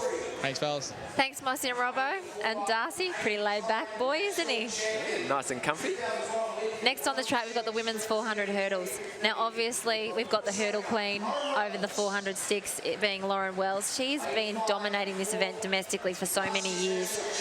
We do have maybe a contender in Laura Story. She's also coached by Penny Gillies up there in New South Wales. She ran a PB at the New South Wales Champs last week of 57.44. Now, obviously, that's a lot behind Lawrence, who's in lane 4 tonight. But we've got Thornton in 1, Sally in 2, Laura's in 3, Lauren's in 4, Sarah Klein, who's also running very fast at the moment, in 5, Mackenzie Keenan in 6, Caitlin Hawkes in 7, and Ashley Horrobin rounding out the field in 8. So watch the middle lanes. There's Lauren on the screen. She is hard to beat over the 400 hurdles domestically.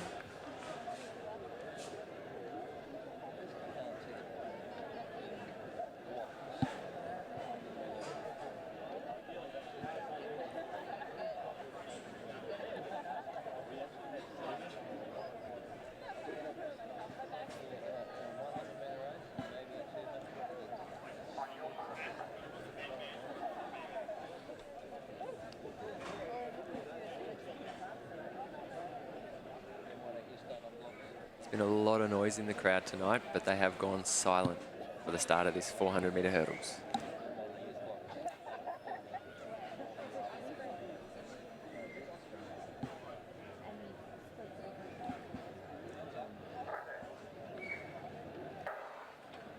Wells was cleanly out in the middle. The challenge will come from Klein on the outside.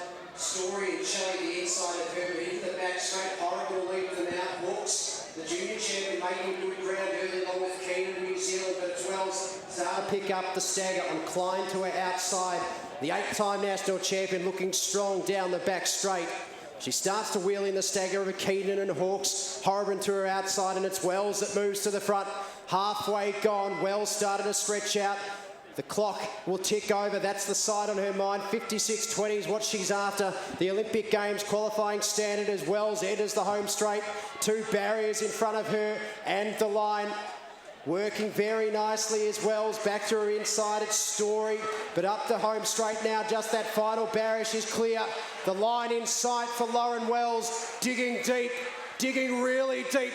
And will she just get there? 56.81 unofficial. Just misses the Olympic qualifying time, but backs up her victory here from last year in the Melbourne IAAF World Challenge. Lauren Wells, another win, and gets her to... It was a smooth, clean run from Lauren. She looked comfortable. Obviously, you really want to have a battle for her over those last few barriers because she's just so out on her own there. So it's pretty tough to push yourself when you're really fatigued and full of lactic acid. But Lauren looks like she can improve a lot. She had a stumble and stuttered at the 7th hurdle, which, you know, at that back end of 400 hurdles, if you stutter into any of those final hurdles, you lose that momentum that you're trying to carry through that last bit of the race. And so that would have affected her finishing time. So I think that Laura can improve a lot from that run, but Loz is still the queen of the 400 hurdles. Let's go down to Mossy and Robbo. We can come down to your level here, Loz. This is how we operate. We know how putting everything out there on the track, and tonight was no different. How were the conditions? How was your performance? Yeah, look, honestly, it's hard to know. I'm disappointed with the time.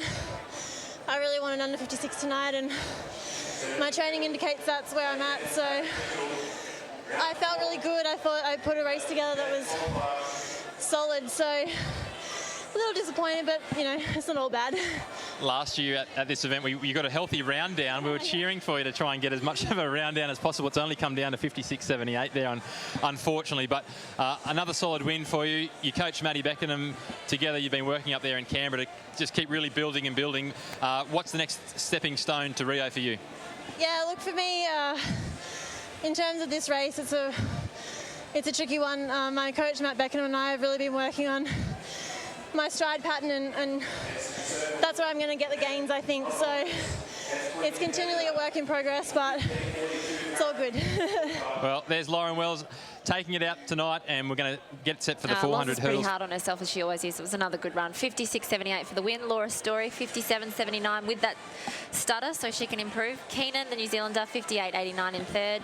And Sarah Klein, who's looking to break 58, bit down tonight, but she'll also improve in better conditions, 58.92.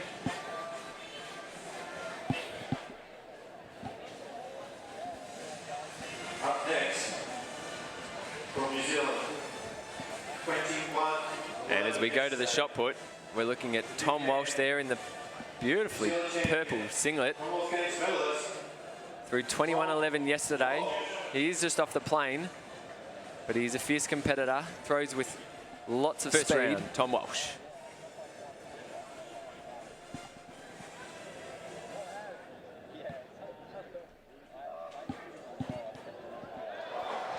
And that's a solid opener. Very solid opener. 20.50 is that red line. So let's wait for that measurement. And he's not happy. Thrown it over the red line already, still not happy. Well, that's the quality of athlete we're looking at. 20.53 on that opener from Tom Walsh. He'll want more, but he'll be happy with that as a warm-up. First round throw. But it'll depend on what Damien Birkenhead, moving into the circle next, has to offer on his first throw. He's 145 kilo of muscle. A handsome man at that. Here we go.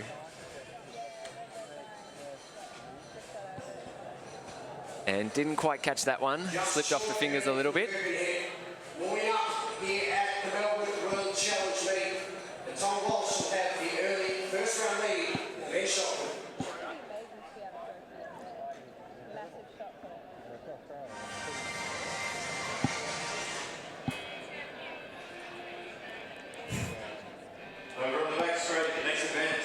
Okay, we're back down trackside with the men's 400 hurdles now. Now, this is an intriguing race because we've got Tristan Thomas on the comeback trail. He pipped Thomas in Canberra, which was a great race, but only just pipped him. So Thomas will be looking to turn the tables. But in lane 4, we've got Michael Cochrane, who's definitely the one to watch. Another New Zealander. He's been racing fantastic. He's got a season's best of 49.86, and he's pretty close to his PB shape. So be an exciting race to watch. Lane 6 there, we had Bryce Collins and Cameron French, the other New Zealander. Also in solid form, a PB under 50 seconds, so he'll definitely be up there, but hasn't run quite that quick yet this season. Perhaps today is his day. Well, 4 hurdles is one of those events you can lose a lot of times. If you stuff up one of the barriers by stuttering or clipping it, you can lose a lot of time. So you can take chunks off your best just by having a smooth and clear hurdle race. Now, Tristan's an interesting one. He went to the 2012 Olympics, and he is a tough racer. He's a very talented racer. We also like having him in our 4x4 relays because he runs a decent 400-metre split. But he thinks, I spoke to him during the week, and he's in shape. He thinks that he's quite capable of getting back to those times that saw him make Olympic Games and perform really well. So let's hope maybe tonight we get him under 50. Yep. And just before there, we saw Christy Baker from the discus earlier to the shot put. She got a PB of 14.78. 14.73 is her best this season. And she just opened, or was perhaps at the second round, 14.72. So she's throwing really well. We'll check in later to see what she's come up with. But Tristan Thomas on screen, as fit and lean as ever. Older and wiser, Tristan is, but he's a tough competitor. Like, I know a lot of people enjoy watching him race because he wears his heart on his sleeve, and you'll be sure that he won't leave anything out there on the track. And a great bloke. He's more than happy to give back to the sport, which is always nice. Rounding out the field from New Zealand, 5th at the World Uni Games 2015, Cameron French.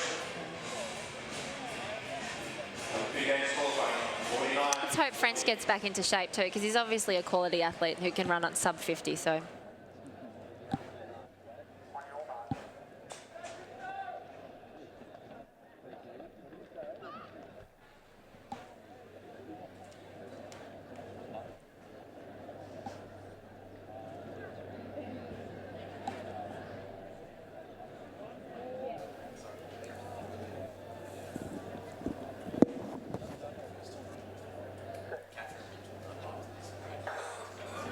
Clean start here, even as they get away on the outside. French really going hard over this first hurdle there. On the inside, running well. Smith, Bennett, up to Tristan Thomas. Made maybe a step up on him. Cochrane pulling away down the back straight. He's just leading the field now as they come into hurdle 3. Tristan Thomas there in the blue, center field. He's made a strong burst there, goes through 200 metres, leading the field there. Cochrane in second, Bennett fighting hard, following Tristan. Beat him at the Canberra Track Classic. Keep an eye on that clock, 49.40. Cochrane, French, Thomas, Bennett, all in there. Cochrane coming back home. One hurdle to clear. The New Zealander looks to have this in the bag. Gets over that one. French fighting hard. Bennett coming through for third. It'll be Cochrane. French finishing hard on the outside. 50-51. Lee Bennett, first Australian across the line there. Tristan Thomas, Bryce Collins and Raymond Smith also running very strongly. That was an interesting tussle. Tristan Thomas looked like he took it out very hard over the first 6 barriers, and he suffered for it coming down that home straight. But Cameron French, like we said, he's had a comeback run and finished on really strongly, so he'll be happy with that. And Lee Bennett, the first Australian, but Michael Cochrane took the win. Down to Mossy and Robbo, who'll hopefully have one of those boys scraped off the track to get an interview from one of them. Yeah, we surely do, Tams, and we've got the Kiwi Michael Cochrane here once again. Gee, you're making a habit of this, coming over here to Australia and taking down the wins. Yes, it's nice. It's always good competition, and I thrive under competition, so yeah, great place to be. Yeah, 50.48 we're just seeing up there on the board. Would have loved to get another second off that and getting down into those qualifying marks for the New Zealand team for Rio. But mate, you must be fairly happy, I'm imagining, with how this form's going early season. Yeah, it's good. Not too sure what happened because I felt better. I thought that was a good time as I was coming down the home straight, but I don't know, we're bad days, so it's got a few more races left. So hopefully get that qualifier soon. Well, and a big New Zealand contingent out here. We're seeing Tommy Walsh, your countryman, over here in the shot put circle. So we'll let you go and cheer him on and enjoy it. Thanks for coming over once again, and we'll look forward to cheering you on at the next event. Great, thanks for that. There we go, Michael Cochrane, the Kiwi. Back up to you guys. Thanks, Mossy and Robbo. We're from one New Zealander to another. See what he can produce. with his next put.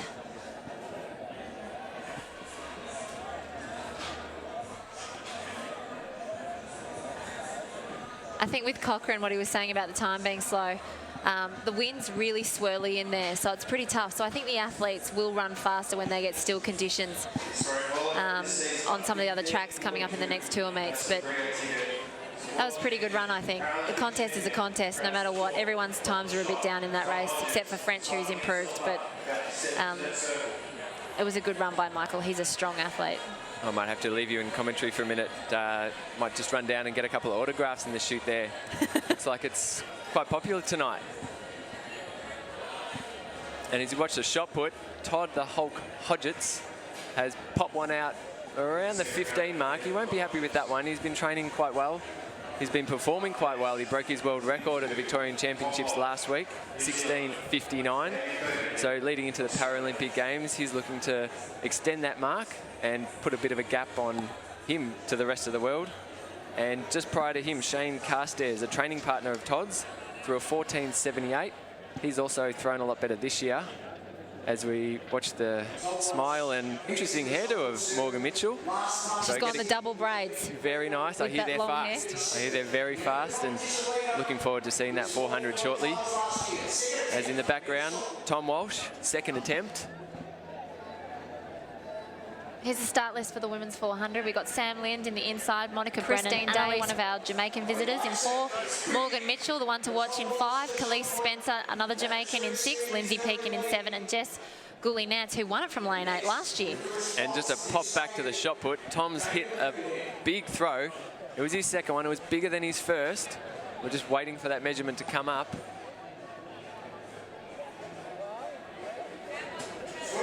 20.87, so he's extended on his first. And again, followed by Damien Birkenhead, coached by Scott Mutton, the Australian record holder.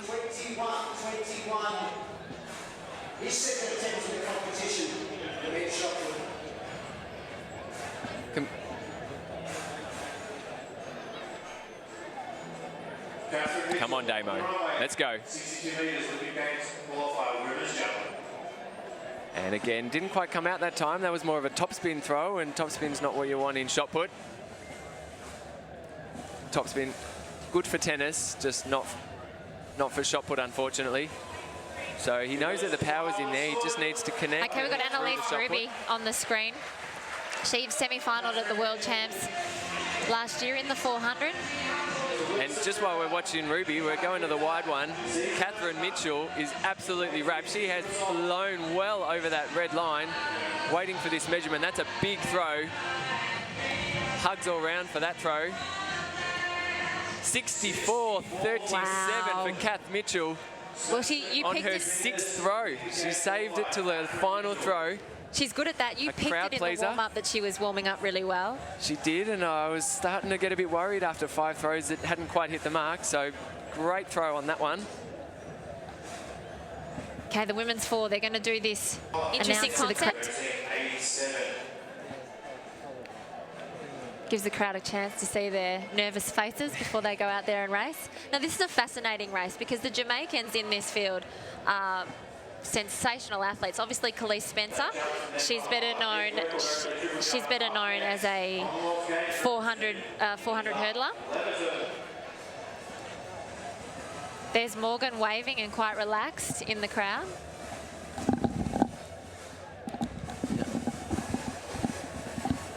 Christine Day, she's the other Jamaican. She came 4th at the World Champs last year. She's a sensational athlete. Now, there's a bit of a Kathy Freeman feel to this race because we have Annalise Ruby, and she's obviously coached now by Peter Fortune, who was Kathy Freeman's old coach. And then Morgan Mitchell, she's changed coaches last year, and Kathy Freeman helped her go about that with her husband, James Murch, who manages Morgan Mitchell. So Morgan's developed a good relationship with Kathy and's getting a lot of help from her in the mentoring stakes. And I think if you're going to have a mentor, you can't have a better mentor than Kathy Freeman in a 400, can you? No, it's a good start. And if you looked anywhere else, you probably wouldn't find anyone any better. But it was announced over the loudspeaker then, this is one of the showcase events, and just admiring the colours of these girls. They're really putting on a show with the bright colours, the outfits. Well, lucky they've got their outfits because, as we said earlier, the Jamaican girls arrived on Tuesday and their luggage didn't come with them. But luckily they've been hooked up and they've got their gear and their spikes on. They're ready to run fast. Although I wonder if that is one of Maury's outfits. We never actually got a photo of what he provided the girls, and we don't know whether they chose their outfit or his. So the question's still up in the air on that one. Now, we've got Annalise Ruby here on the screen, and she's obviously run a few 800s, so look for her to finish quite strongly on the back end. But it's exciting. These women are all vying also for 4x4 spots, which is so exciting. The girls qualified the team for from the Bahamas World Champs last year. And so there's athletes that have got a realistic chance to make an Olympics if they're in the top 5, you know, at nationals. So this is an exciting event for Australian women. Now, Morgan Mitchell on screen, she has not put a step wrong this season either. She's an athlete that has realised it's an Olympic year and she's gotten herself extraordinarily fit. She looks very athletic. She's run PB after PB. She smashed through the 52-second barrier last weekend at the state titles on this track. It's her home track. She's got her family and friends here to watch her, so she really wants a good performance tonight. Can she go much faster than her PB last week? I think she can. You know, you've brought in these Jamaicans. There's a proper competition on tonight. She can take some scalps because the Jamaicans haven't raced yet, so... And scalps are always good to take, but let's see if she can get round to that, closer to the 51.5 mark. Can they beat the Jamaicans? It's pretty tough. You know, you haven't seen them. They arrived Tuesday. It's a tough ask for them, but Christine Day and Khalees Spencer are 50-point runners, so it's going to be tough, but she's in shape too.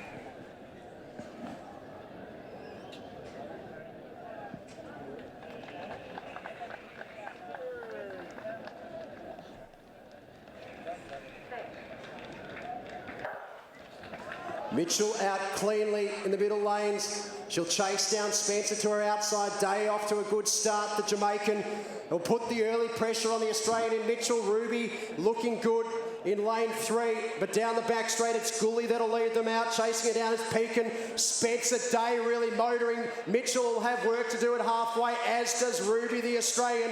But it's the two Jamaicans at the front of the field. Christine Day squeezes the accelerator. Spencer goes with it, but Mitchell's starting to motor on the inside with Ruby there too. Day will enter the home stretch. Morgan Mitchell to her outside. Ruby and Spencer. Day has them as Mitchell starts to step up a gear. Morgan Mitchell kicks it up another one. Goes over the top of Christine Day and will power to the line and hit in 52.18. Unofficially an Olympic qualifier for Morgan Mitchell. Will wait on the official time for the Victorian. And caught Morgan and passed her, but Morgan kept her cool. How composed was she coming around that bend? 200 to go. She knew she had work to do, and she just stuck to her game plan and somehow pulled it off. Well, let's see if we can get a chat with her. I think she looks pretty fresh. She's usually pretty chatty after a race. Let's go down to Mossy and Robbo, who are with Morgan Mitchell. Yeah, we're down here with Morgan Mitchell at the moment. She's just congratulating all her competitors. Just picked up Monica Brennan as well off the ground. But Morgan Mitchell, the time, what are we saying, 52.16? Are you happy with that? I'm happy with that. Another Olympic qualifier, so I can't complain. Very, very quality field there. Christine Day was out in front down that final straight there. Was it the crowd that got you home? Yeah, that's the first time I've actually heard them down the front straight. Usually I don't realise what's going on, so it got me across the line and I'm really happy. Tamsin mentioned there that you've been mentored by Kathy Freeman. What's that done for you? Oh, I mean, it's huge. Like, she's helped me with a lot of things on, off the track. Whatever I need, she's there for me. But yeah, she's been a really good sounding board, so I appreciate everything she's done. Where to from here, Morgan? You've jumped into the sub-52 club only a week ago at state champs here in Victoria, but those girls in that race then, they've got 50 and a little bit PBs. You know, is that the dream to try and get to that standard world champs, Olympics finals levels? Yeah, for sure. I mean, I was very nervous tonight. It was all about just winning the race. I wasn't looking at time too much. But I mean, learning from these girls is amazing, even just watching them warm up. But yeah, like you said, 50 point is the aim at the moment, and hopefully when I'm older and more mature and have a bit more training and competition under my belt, I can go sub, who knows. Well, another Rio qualifier, another one yet again to put in that back pocket. Well done once again, and we can't wait to see you getting quicker and quicker throughout the rest of the season and all the way over to Rio. Thanks, guys. Back up to you guys. Thanks, Mossy and Robbo. Well, that was an interesting race. Morgan finished really strong. She's fit, and Annalise, I think, should be happy with that run. She can talk as fast as she can run too. That was impressive with her time 52.16 there. Second, Christine Day, 52.68, and Annalise Ruby popped in for third, 52.89. Khalees Spencer, 53.12. Monica Brennan, 53.52. So, you know, Monica ran a PB last week at the state titles, and I think Lindsay Pekin dipped under 54 as well. So the Aussie relay girls, you know, they're going to have to step up at nationals, but they're starting to get their times down. It's going to be an impressive race. It's exciting, and I think Annalise Ruby should be happy with that race too, because she's had a little bit of a niggle, and so she's coming back and she's done a lot of 8, so she's working on her speed again at this focuses towards nationals, and she picked up her pace there and ran a 52 as well. So it was a good race. Obviously the Jamaicans aren't ready to go yet. Come World Champs they will be, but hopefully Morgan will step up a notch too. Great shot of Les there.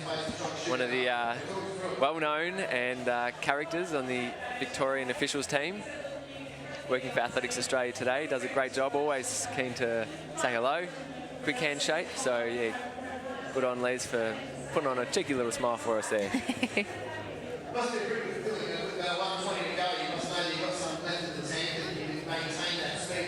Obviously, let's head down to Mossy and Robbo trackside again. Come over this way. I'm going to Yeah, fantastic to be down trackside here with the winner of the Javelin, Kath Mitchell, Rio qualifier. Indeed. I wanted to get it ticked off as soon as I could, and the first competition's good enough. So I knew it was in there, and I was just fighting through the rounds and couldn't quite get onto one, and then, I don't know, I did, so. There was a lot of emotion there when you got it. You've been thinking about this for a while. Yeah, I had not a great year last year, and with, struggling with a chronic injury, and so it's been good to get the, training back consistently and get into some good shape and, start throwing well again. Left it to the last round. Last season's gone by. You've come out all guns blazing and got the winning mark often, or the best mark early on. Left it to the end there, but you knew you had that. I'm guessing you knew you had that big of a throw in you. Yeah, I did. I was building the suspense. No, I would have been happy with the first throw. Yeah, like I said, the training's indicated that I can throw that far, and just first competition back, getting used to full speed, and it's tricky, so it was good. Last year over in Perth as part of the Triple K sisterhood, we could say, Kelsey Lee Roberts and Kim Mickle. Shout out to Kim Mickle, who's watching, I'm sure, over there in Perth. But you played a bit of guitar, I think, that night, and there's a bit of music sung between you girls. Peter Allen tonight, when you got that qualifier, are you a Peter Allen fan, just quickly? I wouldn't say I'm a fan, but I will admit to having that song on the iPod. Oh, very good. It was meant to be. Catherine Mitchell getting it done here tonight. Rio qualifier. What a legend. Back up to you guys. Great work as always there, boys, and congrats Cats on a lovely throw, 64.37. A couple of other results from that women's javelin of note. Monique Silioni threw season's best 50.44 in her third round. That was 45 centimetres more than she did at the Vic Champs that she won in 49.99. And Kelsey Roberts, 56.10. So she came second, but won't be as happy with that performance. Didn't take her second round of throws, so not quite sure what's wrong with Kels. Hopefully everything's all okay. Karen Clark, 44.25 was her best throw, and Katrina Blackett, 40.19. Okay, the race of the evening, Steve. We have the men's 800 coming up. This is so exciting. We have Kenyan world record holder. He's making his first race for the Olympic year. He's the Olympic, and he is up against some phenomenal Australian talent. We've got the Australian record holder, equal Australian record holder in Alex Rowe. And then you've got Luke Matthews, who looked sensational, didn't he? Coming out of position 5 in Hunter Track Classic. Yeah, and he's run a 3:56 mile this year as well. So he's one to watch. James Gurr on the screen now. He won Adelaide Track Classic, which was a bit of a surprise, but shouldn't be too much of a surprise because he's run 1:46 before, and he's looking to go with those sub 1:46 runners. the Olympic qualifier is within reach of a lot of athletes in this event. So it's an event where every time these boys step on the track, they want to prove that they're the one that should get the Aussie spot. Here's Rhodesia. He's the man, as cool, calm and collected as any world record holder could be. Beautiful mover. He trained at Albert Park Lake on Tuesday, arriving on Sunday, and Yeah, you were watching him train. What did he look like? just brought my young daughter in to have a look, because you know you don't get to see the world record holder in the 800-metre train very often in your hometown. He looked smooth, he looked beautiful, and I'm guessing he's just such an elegant, smooth runner. He makes it look effortless when he goes around the track, and he looked brilliant. He trained with his teammates, and he looked like he was ready to target the pace. You know, so he set the pace at 50 seconds. Yeah, Harrison Rubin doing the pace work. He's done the pace work before. He's done it for Alex Rowe and has put him through to great times. Josh Ralph as well in lane 1. Oh, he's one to watch. Really great 400, 46.8 in Canberra a couple of weeks ago. Has already got a qualifier, so we'll be keen to see when he comes through. Went to the World Champs. Was a bit injured before Commonwealth Games, so great to see him back running well. So exciting. There's Alex Rowe, St Kevin's boy. He's deferred uni this year to concentrate on his preparation for Rio. Starting to be a doctor. And the guitar, he's been practicing the guitar too. Man of many, many talents.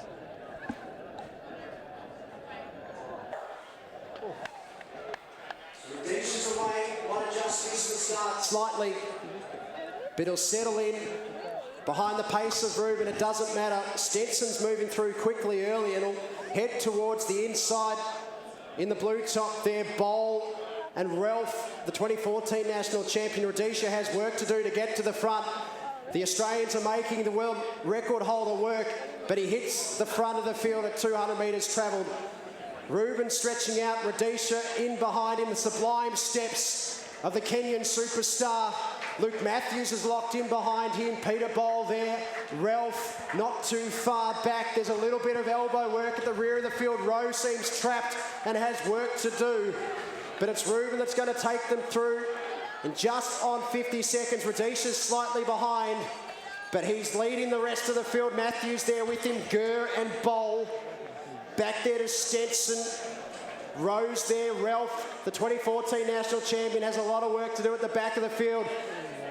But it's the 19-year-old, the 20-year-old from Victoria, going right there with the world record holder and Olympic champion in David Rhodesia, who leads them through 200 metres to go. It's Matthews and Rhodesia. Gurr gap back to third, but it's the world record holder that still has their measure, but only just as the Victorian starts to find a gear on the bend, inspired by the home crowd. As the world record holder enters the straight, Matthews will have to go around him as David Rhodesia steps out. Matthews goes wide. Rhodesia knows he's got to put the foot down, and the Kenyan superstar does just that. A win in Melbourne starts the year. Matthews, I think, might have just got the Olympic qualifier. The Kenyan victorious, 5 straight wins in Melbourne. 1:44.78 for him. But we all wait for Luke Matthews. The time we want is 1:46 or under. Yes, boys, throw it down to the boys. Come on, boys, talk to the man. Here we are, Luke Matthews, mate. You're going to Rio, buddy. I'm absolutely thrilled. Have the boys come down? They need to come to Rio now. I'm absolutely thrilled. What was going through your mind there as you took the final bend? I'm thinking I might be able to get around him, but I think if I hold on, I should be able to get an Olympic qualifier. And I've got it. I've got about a 1.2 second PB. I'm wrapped. Mate, we spoke to you only a couple of weeks ago. You've got the innocence of youth. You weren't scared to have a crack at the Olympic gold medalist, the world record holder. You took him on down the straight there. We saw Jeff Risley do similar last year. Mate, you gave him a massive scare early in the season. What's going through your mind right now? What's going through my mind? Hold on, I'm running tired, running scared. I was scared that I was going to drop back to third, but I just held on. I knew that he was a little bit worried, but he's a world record holder. While we got you, let's take a minute to reflect on that run up at the Hunter Track Classic, 1:46 and a little bit, and you pulled up a little bit at the line. Now tonight, as we can see there, you put what I would think of everything into that, and you got that full second taken off, mate. It's all coming together for you. Might be able to get me a little bit later. I'm a bit calmed down. There's too much going through my mind. All right, mate, we'll let you go and enjoy it with the fans. Well done once again. Great work there, Lukey Matthews, Rio qualifier, and we're going to have a chat with the King very, very shortly.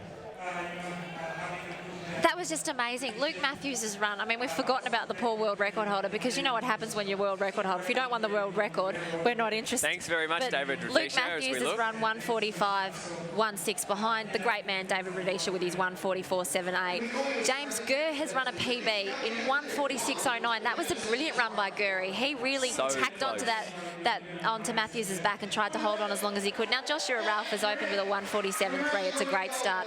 And Alex Rowe, our Australian record holder, in 1:47.48. That was a step forward for him. I think he got really caught up in the pace being off and he was too far back. So, you know, it was an exciting race. It was interesting the way that Rudisha just looked a bit flat.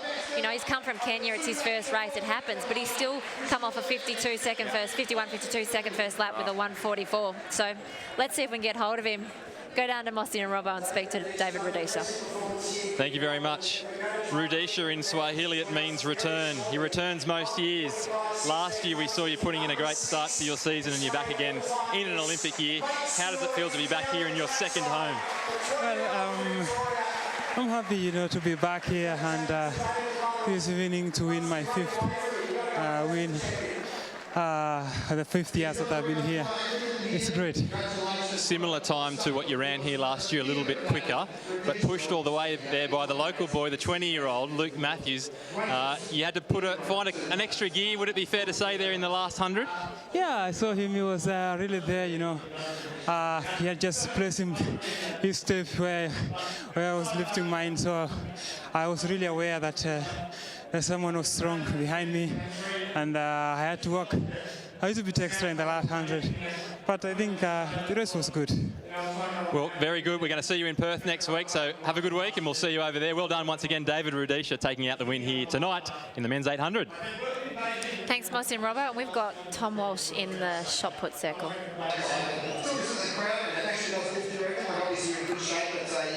Yeah, solid throw there from Tom. Not quite his best. But Tamsin, I just can't get the smile off my face. Wasn't that fantastic? A couple of years ago, we saw Luke Matthews run a 1:48 on this track at an APS final to win. It was an amazing run, but to think only a couple of years later, he takes 3 and a bit seconds off that. Qualifies for the Olympics. Obviously, he's got to go to nationals. There'll be a few guys, so it's not an entry ticket. It's so tough. Far out. That was a legendary run. Great work. That men's 800 is going to make those selectors pull their hair out, I think. So, with Risley to come back, Gurr hopefully to go under, Alex Rowe definitely. We know he's going to go quicker. What a great problem to have. We've got them 2, Aaron Stubbs, 3, the New Zealander Joseph Miller, who's been running very well, 4, our Olympic qualifier Alex Hartman, 5, Will John, 6, Ryan Bedford, 7, Luke Stevens, who won the Vic title 400 metres last week in a very fast time, and in 8, Christopher Mitrevsky. So as we saw Chris earlier in the long jump, jumped well again, but I think Alex Hartman's the one to watch here. He's had a great season. He is probably one of, if not the most liked and the nicest guys in Australian athletics. So, yep, very keen. We're very keen to see what he's got on offer. Luke Stevens, as mentioned before, 46 low. Who knows what he could run for the 200 tonight. And he can run a good 100 because last year he came 3rd in the 100. So he's very quick. So he's one to watch in this race. And it's good that he's in an outside lane because I think that'll help him. And Will Johns just walked off screen. 20.96, recent PB for him. He won the Victorian Championship, so we know his form's well. Formerly coached by Nev Silito. He is. Who coached Peter Norma through his career, so part of a good stable. And have a look at the crowd tonight, Tamsin. Everyone's here. It's a brilliant, brilliant atmosphere trackside. It's fantastic. It's really, really great that the Melbourne fans have come out to watch some really quality athletics tonight. It's been brilliant thus far, and we've still got some great events to come. I can't see Aaron Stubbs out there on this start list, so he looks like he is pulled out. Might have something to do with his 100 earlier in the night. Might just have a little niggle. Oh, look at that, Tamsin. Sorry, one sec, I'm off again. Rhodesia Great signing work, the Rhodesia. autographs for the kids. What a legend. Best ever. I can't believe how easy he makes 144 look.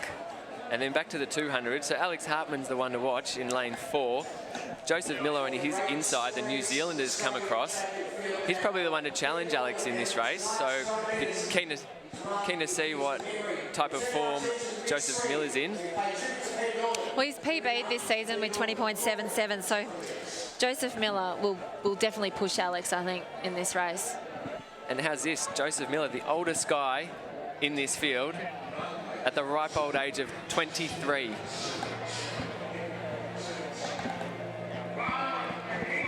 So we've got Chris on the outside as a 19-year-old.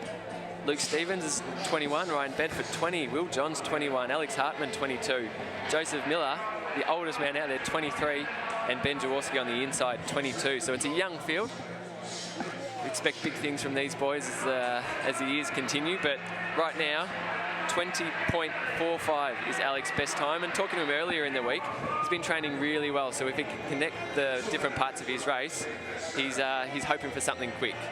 For those at home, the men are standing behind the 200-metre blocks and they're playing on the screen the Peter Norman race from the 1968 Mexico Olympics that John Carlos and Tommy Smith won. Obviously, it's a really special race. Peter Norman passed away in 2006. He finished second at those Olympics. And it's interesting, his coach, Neville Silito, as you said before, he had a lot to do with Will Johns, who's running in this race as a junior. So Will Johns has broken 21 seconds for the first time this year. So, you know, I think it's lovely that the Melbourne Track Classic has renamed this the Peter Norman Classic for Peter's memory.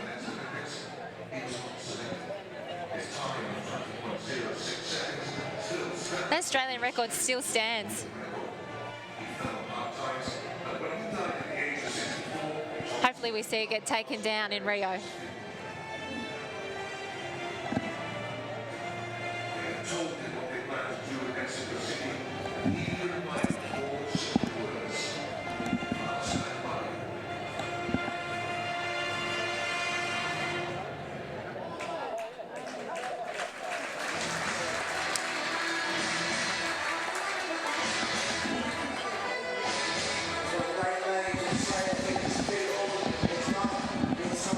Okay, we're ready for a start here.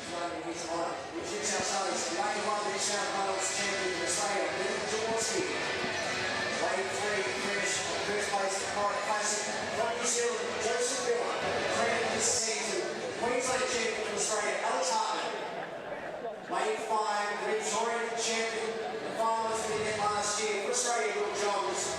Lane 6, silver medalist Queensland Championships World Juniors, represented in 2014 for Australia, Ryan Bedford. Lane 7, Victoria champion over 400 metres for Australia, Luke Stevens. And lane 8, second place. All right, as we look down that front straight, perfect conditions tonight. It's cooled down to probably just under 20 degrees. There's no wind to speak of. About as good as you get at Lakeside Stadium.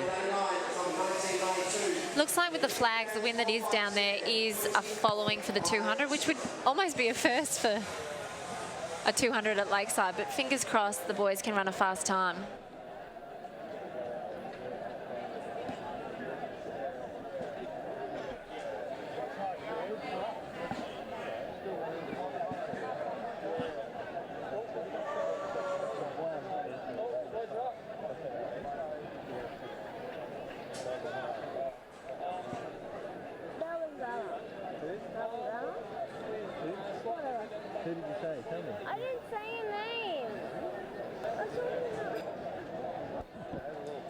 Hartman was quickly up. Will Johns on his outside, but it's Hartman, the Queenslander, that's got the early moving.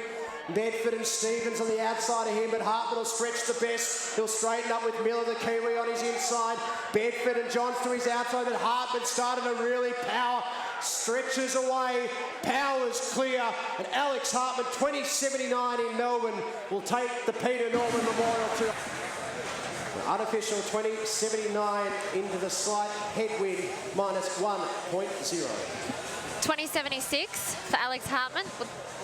Obviously, he might have wanted faster, but it ended up being a negative 1 metre headwind. So it was a great run by Alex, and he dominated that field. He was very quick out, and he was great off that bottom bend. And yeah, not to change the subject, sorry, but news just in, Damien Birkenhead's not going to take his last 2 throws over at the shot put. So we're just watching Tom look like he's about to have a throw, but he's injured at the moment, so fingers crossed that's not a bad injury. It looks like he's got his So yeah, we're leg up. hoping Damo is okay. But yeah, keen to hear what Alex Hartman has to say about that race. But before we do, Tom Walsh, another great throw. Anything over 20 metres is very impressive on a world scale, but he won't be happy with that one. But yeah, let's get back to Alex Hartman with the boys. Fellas, what can you tell us about that race? Well, down here, trackside with Alexander Hartman. Once again, another win over the 200 metres. You're a bit disappointed with 100, but today, 20.76. How does that feel? Not too bad. Came out hard. Wanted to nail the bend. I think it did just that. And just tried to hold on for the straight. You could hear him coming. So, yeah, it wasn't too bad. And a minus 1.0 headwind to contend with, mate. And you're a big fella too, so the wind, you know, possibly has a bit more of an effect on a big frame. But 20.76, mate, I mean, we saw that 20.45 in Canberra where you ran that qualifier. Are you confident you can pepper that mark again and go even quicker? Absolutely, yeah. We'll try and do it again in Nationals. Just got to get the right conditions and we should be fine. All right, mate. Well, we can't wait to cheer you on at Nationals and go and recover tonight. And well done once again. I think that's an impressive run. The numbers maybe don't read that way, but with that wind, especially and coming off your 100, very impressive. And keep smiling and keep training hard. Well done, mate. That's Alex Hartman, folks. Thanks, guys. Thanks, Mossy and Robbo. Quietly confident there with Alex, so that's a good sign. Yeah, keen to see what he does over the next few weeks. It was great around that bend. He was right. It was a really good bend. Very modest, but quietly confident. Looked like a nice throw from Chelsea there. She's been throwing well this season, 15 metres. But as we cross our vision to the 5,000 metres, Tamsin, have you got any insight into what we can expect from the boys in the 5K tonight? Well, before we do that, I'll just update you. Alex Hartman, 20.76, the winner of the men's 200 metre final. Joseph Miller, the New Zealander, second in 20.95. Ryan Bedford, third, second Australian in 21.26. And Will Johns was fourth in 21.41. And Luke Stevens, the 400 runner, moving down, 21.44. He'll be happy with that.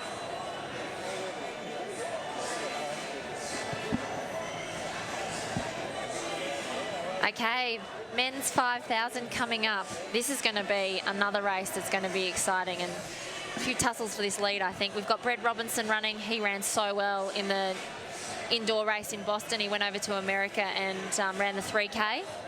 Ran very, very well, 7 minutes 44 for those people who understand distances. Sounds Jeff fast. C is running. Good to see Benny Sain on the start line too. Seen a few pictures of him. Hopefully he's in good form. 13.10 is his PB, but he's not quite in that shape now just yet. But let's have a look at the start lit. Okay, so Jeff C, I think, ran the 1,500 instead, so he's probably not going to run the 5K. Mitchell Brown, as you said, Brenton Rowe, he's been running well. He ran a sub-4-minute mile at the Milers Club. James Niparis, the steeplechaser, he's moving down. Collis Birmingham is going to run the 5K. I'll need to see the start list. He should be... See if he rocks up to the start line. And Elijah Kipchirchir is obviously one to watch. He's very fast over 1,500. He's a 3:33 runner. The Kenyan Federation sent him over here to run a 5K. They, even though he hasn't got a 5K to his name, obviously they think that he's going to run a decent 5K. With a 3:33 1,500 PB, he's probably capable. He's got speed, that's for sure. I think he's going to push the pace. So once the pacer has dropped out, we'll look for him to head to the front and try and push that pace late on, because I think you want to see some of these guys record a good fast time. Sam McEntee looks like he's in that field. Now he ran a mile at the Milers Club and he's in shape. He won the 5K in Hobart in the Briggs Classic. Yeah, and I think he came second in the mile behind Luke Matthews actually at Melbourne Uni not long ago. But looking at this start list, Hamden, it's quite an international field. We've got athletes from Sweden, Kenya, obviously Australia, USA, Ireland, the Netherlands. So quite an international battle here. A lot of Victorians in there, which is great. Brett Robinson probably the one to beat out of the Victorians. Yeah, Benny St. Lawrence, is he in the field? I didn't see the start.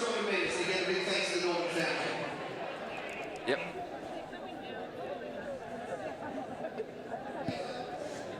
Yeah, Benny Saint's there. He's in there sixth he is. station. Yep, so Benny St. Lawrence is obviously... got the red singlet with the yellow stripes. Now, he's a talented runner, so he's obviously one to watch as well. But he started the season off quite slowly, but, you know, he knows how to race a 5K very, very well. So he'll hopefully be up with the pace. And we're fortunate enough to see Tommy Walsh there as well, just adjusting his wrist strap, making sure that that's all good to go. He'll have one more throw coming up shortly, so we'll keep an eye both on him and the start of the 5K. So the times we're looking for in this men's 5,000 metres, the Olympic qualifying time is 13:25. Okay, so Collis is going to pace. He's going to pace for 3 laps at 65 seconds, and then we're hoping that... Collis is there in station 17, purple singlet. Ekvale on the outside is also meant to pace at 65-second laps as well. So we'll see how we go. We'll keep checking the clock.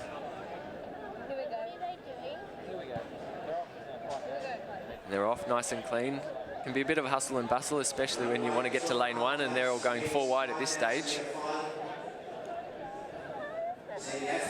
As they settle themselves down, looks like Mitch Brown is currently taking up the pace at the front, but I'm sure he'll allow the pacemakers in Collis Birmingham. Okay, there's Jeff. Sorry. Steve, there's Jeff C. Okay, I'm not losing my mind. He is running the 5K, and he's obviously Heidi C, Heidi Gregson, who ran the 1500, came second the 1500 earlier in the evening, who runs for Australia. His husband, so he's come across from America. He ran last year. He obviously loved it that much. He's come back again for a second visit. And whilst we watch these 5K guys, Tom Walsh has actually stepped into the circle for his final throw. And didn't quite catch that one. So he's had a good competition. We'll update you with the results of that shot put later. But we return to the 5K at the moment. Going through the first lap, Collis has taken them through in about 1:06.5 for the first lap. It's really awesome to see an athlete of the calibre of Collis Birmingham who's willing to, obviously he's one of our fastest over 5K ever, and he's willing to take that pace to help out his fellow countrymen, fellow athletes, and obviously his main person he's probably trying to help would be MTC fellow training partner, Brett Robinson. All right, let's throw it down to the boys and see if they can see stuff we can't on track. Mossy and Robo, how does it look down there, boys?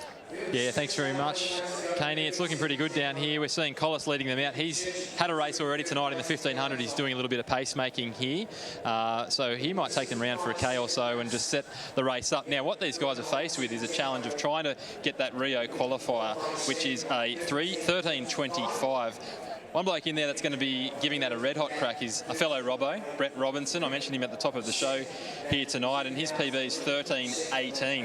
Now, I've got a little bit of history here for you, Mossy, as well. Ron Clark celebrated very much here down in Victoria, but also in Australia. His PB was 13:16.6 hand time. Ranks him the 5th fastest Australian these days. Who can enter the Ron Clark Club tonight, get the qualifier, beat Clarkie's time, and get into that elusive club that's up there? Benny St. Lawrence, as the guys mentioned, well, he's one that's already in that club. He's got a PB of 13:10, and we see Collis still in the lead as they'll come round through here for their first kilometre. But Benny St. Lawrence second all time with his 13:10, and as we know, he's the 10,000 metre Australian record holder. Let's just see what they come through here. And I've got a 2:44 first kilometre there, and they're bang on what they need to do, Mossy. 64 minute a second laps is what they're looking for here. So, mate, it's good. It's been a great night, and why not a 12.5 lap to finish things off?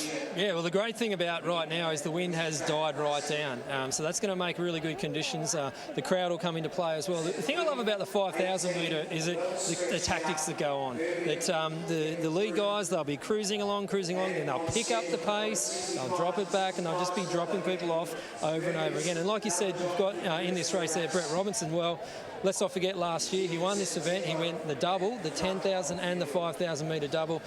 He's going to be in red hot contention tonight, but there are a bunch of others in there as well, Robbo. Yeah, the overseas runners are the ones that interest me a lot, Mossy. And Elijah Kipchirchir, he makes his debut over the distance here tonight.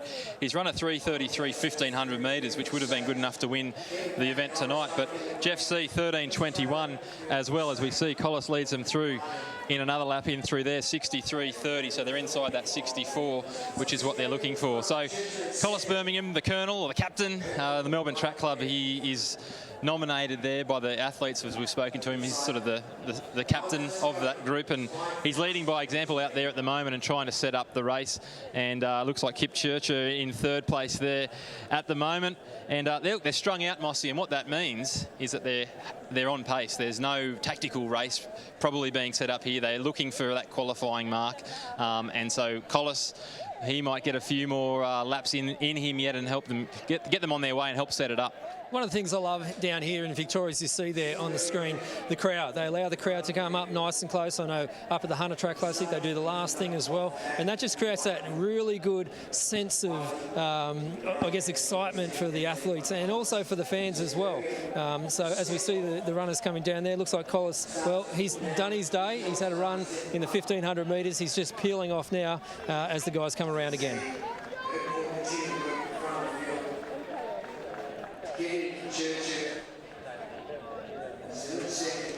Okay, so they're looking pretty comfortable still, all of these front runners at this pace. Collis has done his job, he peeled off, and tempo looks pretty good for the boys. I feel really bad for poor Heidi C. I married her off to the 1,500 runner, which I think must have been Mark C from WA. So Jeff is definitely her husband, and he is in this race in third position. And he's one to watch as well. So the local boys don't have it their own way in this race, and it's shown here by Elijah looking very comfortable, very, very comfortable in second behind the pacer. And that lap looked like it dropped off just a little. So the pace that Collis set out was around 66, 66, 65. The lap after that was 63 something, so that was back on to the earlier pace. So yeah, thanks Collis for the solid work early on, but now it will be Mikael Ekvall to take him through. He's from Sweden in the bright yellow singlet. Again, lovely colours, Tamsin. So the uniforms are looking awesome this week. I love that you like the fashion, Steve. It's brilliant.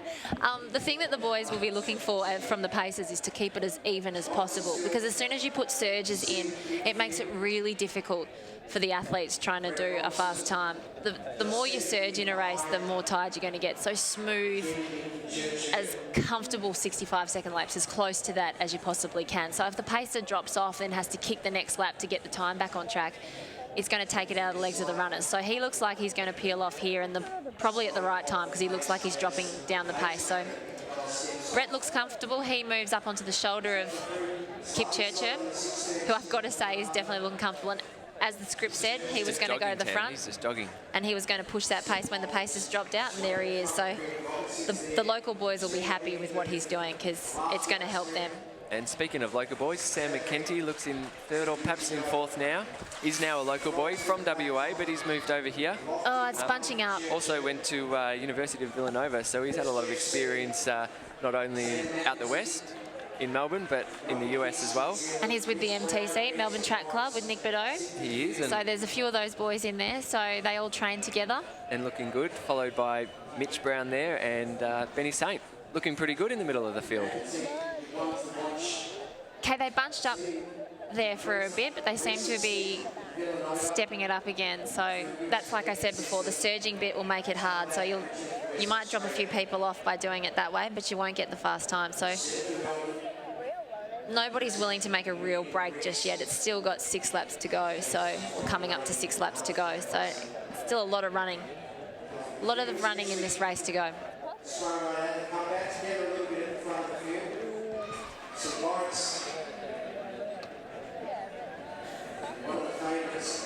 Churcher, the Kenyan, still out in front there. We had Ekval, the Swede, doing a bit of pacemaking in there as well, and he's also one of the members of the Melbourne Track Club when he gets out here. But Brett Robinson in second place there at the moment as we have a look.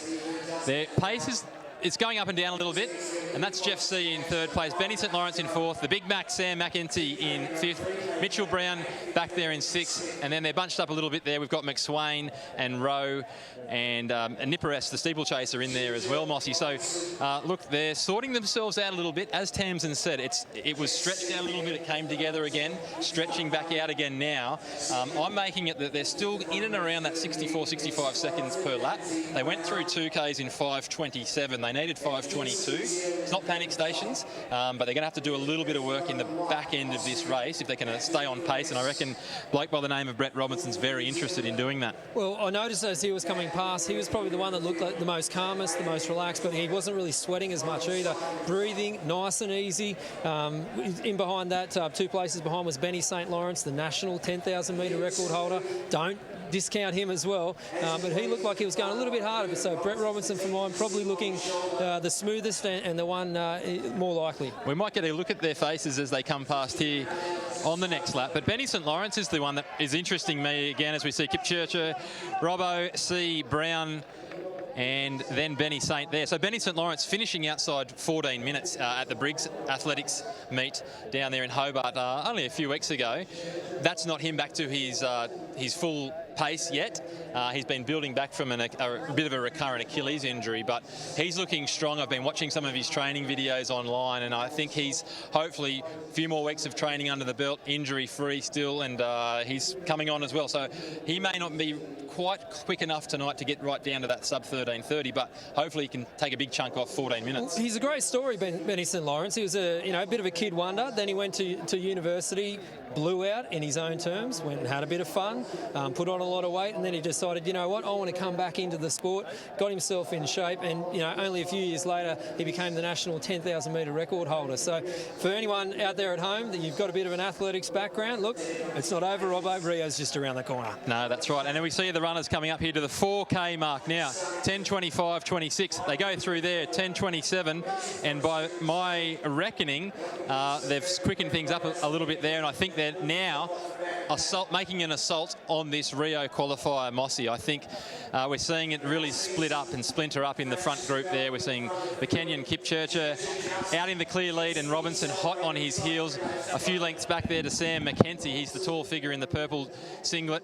And we see Jeff C there in fourth, currently Benny St Lawrence in fifth as they go through the back straight there. So, sorry, there's our 4K there. I'm getting a bit excited, Mossy. 10:57. They needed 10:44 by my reckoning, so we are a little bit outside of qualifying pace at the moment. But we've seen some of the kick of these guys. I can remember Brett Robinson in Hobart last year producing a kick to outrun Dave McNeil. So if he can stay here, these guys can work together. Maybe Benny St can come up and join the lead pack as well. We'll get another good look at them here as we come through. We're not going to have too long to go. It's only going to be 800 metres left to go here, Mossy. And it's Kenyan in the lead, Robinson following his shadow. And we're going to throw it back up to the commentary box to let you guys enjoy this final 750 metres, guys. Well, Brett is looking really comfortable sitting on the... Oh, is he about to make a move? He's moved up on the shoulder of Elijah. Oh, and Elijah kicks again. I tell you what, this is a pretty good first up 5K run. It's solid running and the pace is definitely building. They ran 62 for that last lap, so we'll keep an eye on the time as they go. Brett will still want to be having top Australian, so he'll still be having a glance back to see if he's broken some of the Aussies, which he looks like he has. There's a gap between him and Sam McEntee, but it's still not a definitive gap. So the boys are still there with 500 to go as they come into the straight for the second last time. He's moved back in behind Kipchirchir, which is probably a smart move to do. Nope, he's out and he's gone. And he's made his move. 4:50 to go. Robinson's taken a move. Can Sam keep going? They'll be feeling some of that surging in their legs in this final lap, but Brett's strong and he'll be wanting to come back and win this race like he did last year. He would have been a bit disappointed not to win the 10K trial at Zatopek behind Dave McNeil, but obviously his 3K time at the indoors in Boston shows that he's in shape and he's got a good sprint finish. So it's hurting. You can see the grimaces on their face. He hasn't broken Kipchirchir. Kipchirchir, the first time he's run a 5K on track that we know of, and he's looking like he's broken him now. Brett Robinson's got his head down and he's using his... And with 200 to go, looks like Sam McKenty in third's not far off it. He's speeding up, but Mr. Robinson, 100 metres left, looks like he's going to take this out. He won't let these boys pass him, but having said that, keep an eye on McKenty. He's coming home strong. Will he get there? I'm not quite sure he will. Brett Robinson in fourth, but our winner, no doubt about it, Mr. Robinson. 13:33, solid run with Sam McKenty in second, Eliza Kipchirchir Kiptu in third, and Benny Saint looked like he crossed the line in fourth place, third Aussie. It's a great effort by Brett. You know, it was a tough race. Like I said, as soon as it was a proper, genuine race. They had pace in it, but when the pace dropped out, there was a lot of surges. So he's going to be pretty tired from that run, but he showed that he can race, and that's what you need to do when you come to a heat of Olympic Games. Down to Mossy and Robbo, who are with Brett. Thank you very much, Tammy. It's Mossy and Robbo here, and mate, we meet once again at the finish line at the Albert Park, Lakeside Stadium here, mate. You've got the win once again tonight. 13:33, we see there up on the board, 13. What about Sam McKenty as well? We'll get to him in a second, but how's that for you, mate, in terms of how your season's going? We saw you running indoors, 3,000 metres in Boston recently. A great run there, but how's that one tonight? Sorry, my mouth is so dry. No, you're right. I'll drink if I had one. I can interpret. Mate, it was a fantastic race tonight. He said, yeah. No, it was, I just wanted to win. I didn't care about the time or anything. Like, I'm the lucky one because I got the time, so I don't have to push it. But, and then, yeah, I tried to push with 2 laps to go, and the Kenyan, he didn't let me, so I kind of like that because usually in Australia, the boys, they tend to let me do what I want, so it's kind of good to have someone fight me. So, because hopefully I'm going to World Indoors and I'm going to need some of that toughness over there. Just on Sam McKenty, Smack, or the big Mac as they call him, but he's had a great run there, and he's one of your training partners at Melbourne Track Club. But big PB there, wiping off almost 10 seconds. How is it having a bloke like that you do train day in, day out with, and you saw him on the track there pushing you guys along? Yeah, like, seriously, the group at the moment is ridiculous. Like, I don't know if you saw the photo from Tuesday, and like, we went through the PBs, and it's crazy. Like, there's no group in Australia like that. There's not many in the world that are like that, and that's a great run by Smack. Like, I looked at the screen a couple of times because I knew he'd be finishing quick, and I had to put another little kick in at 50 to go just to make sure we didn't get too close. But I told him not to reach today, but he tried me, and I beat him in Nationals today. And Stewie McSwain, 13:41, must be very close to a PB there too, maybe even a Tasmanian record. Robbo, once again, mate, thanks for a chat. Well done. And look, all the very best if you get over there to Portland for the indoors. We'll be cheering hard for you there, but great win again tonight. Thank you very much.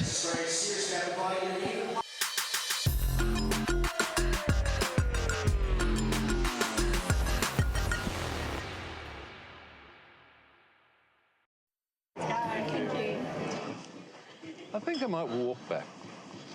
Really? See ya. Bye. I'll join you. It's been great to hang out. Beautiful. Extra syllables. It's a multi-syllable vista, that. It's physically impossible to lick your own elbow. Do you know that?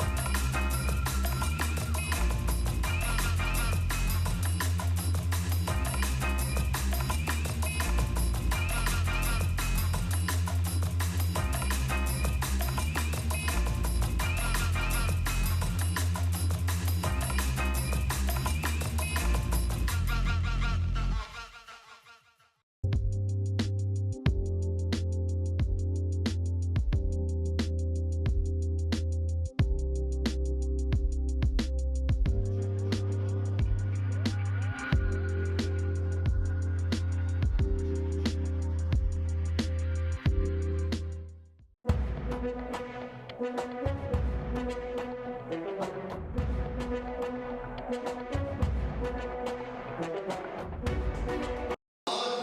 a great night of athletics we've had.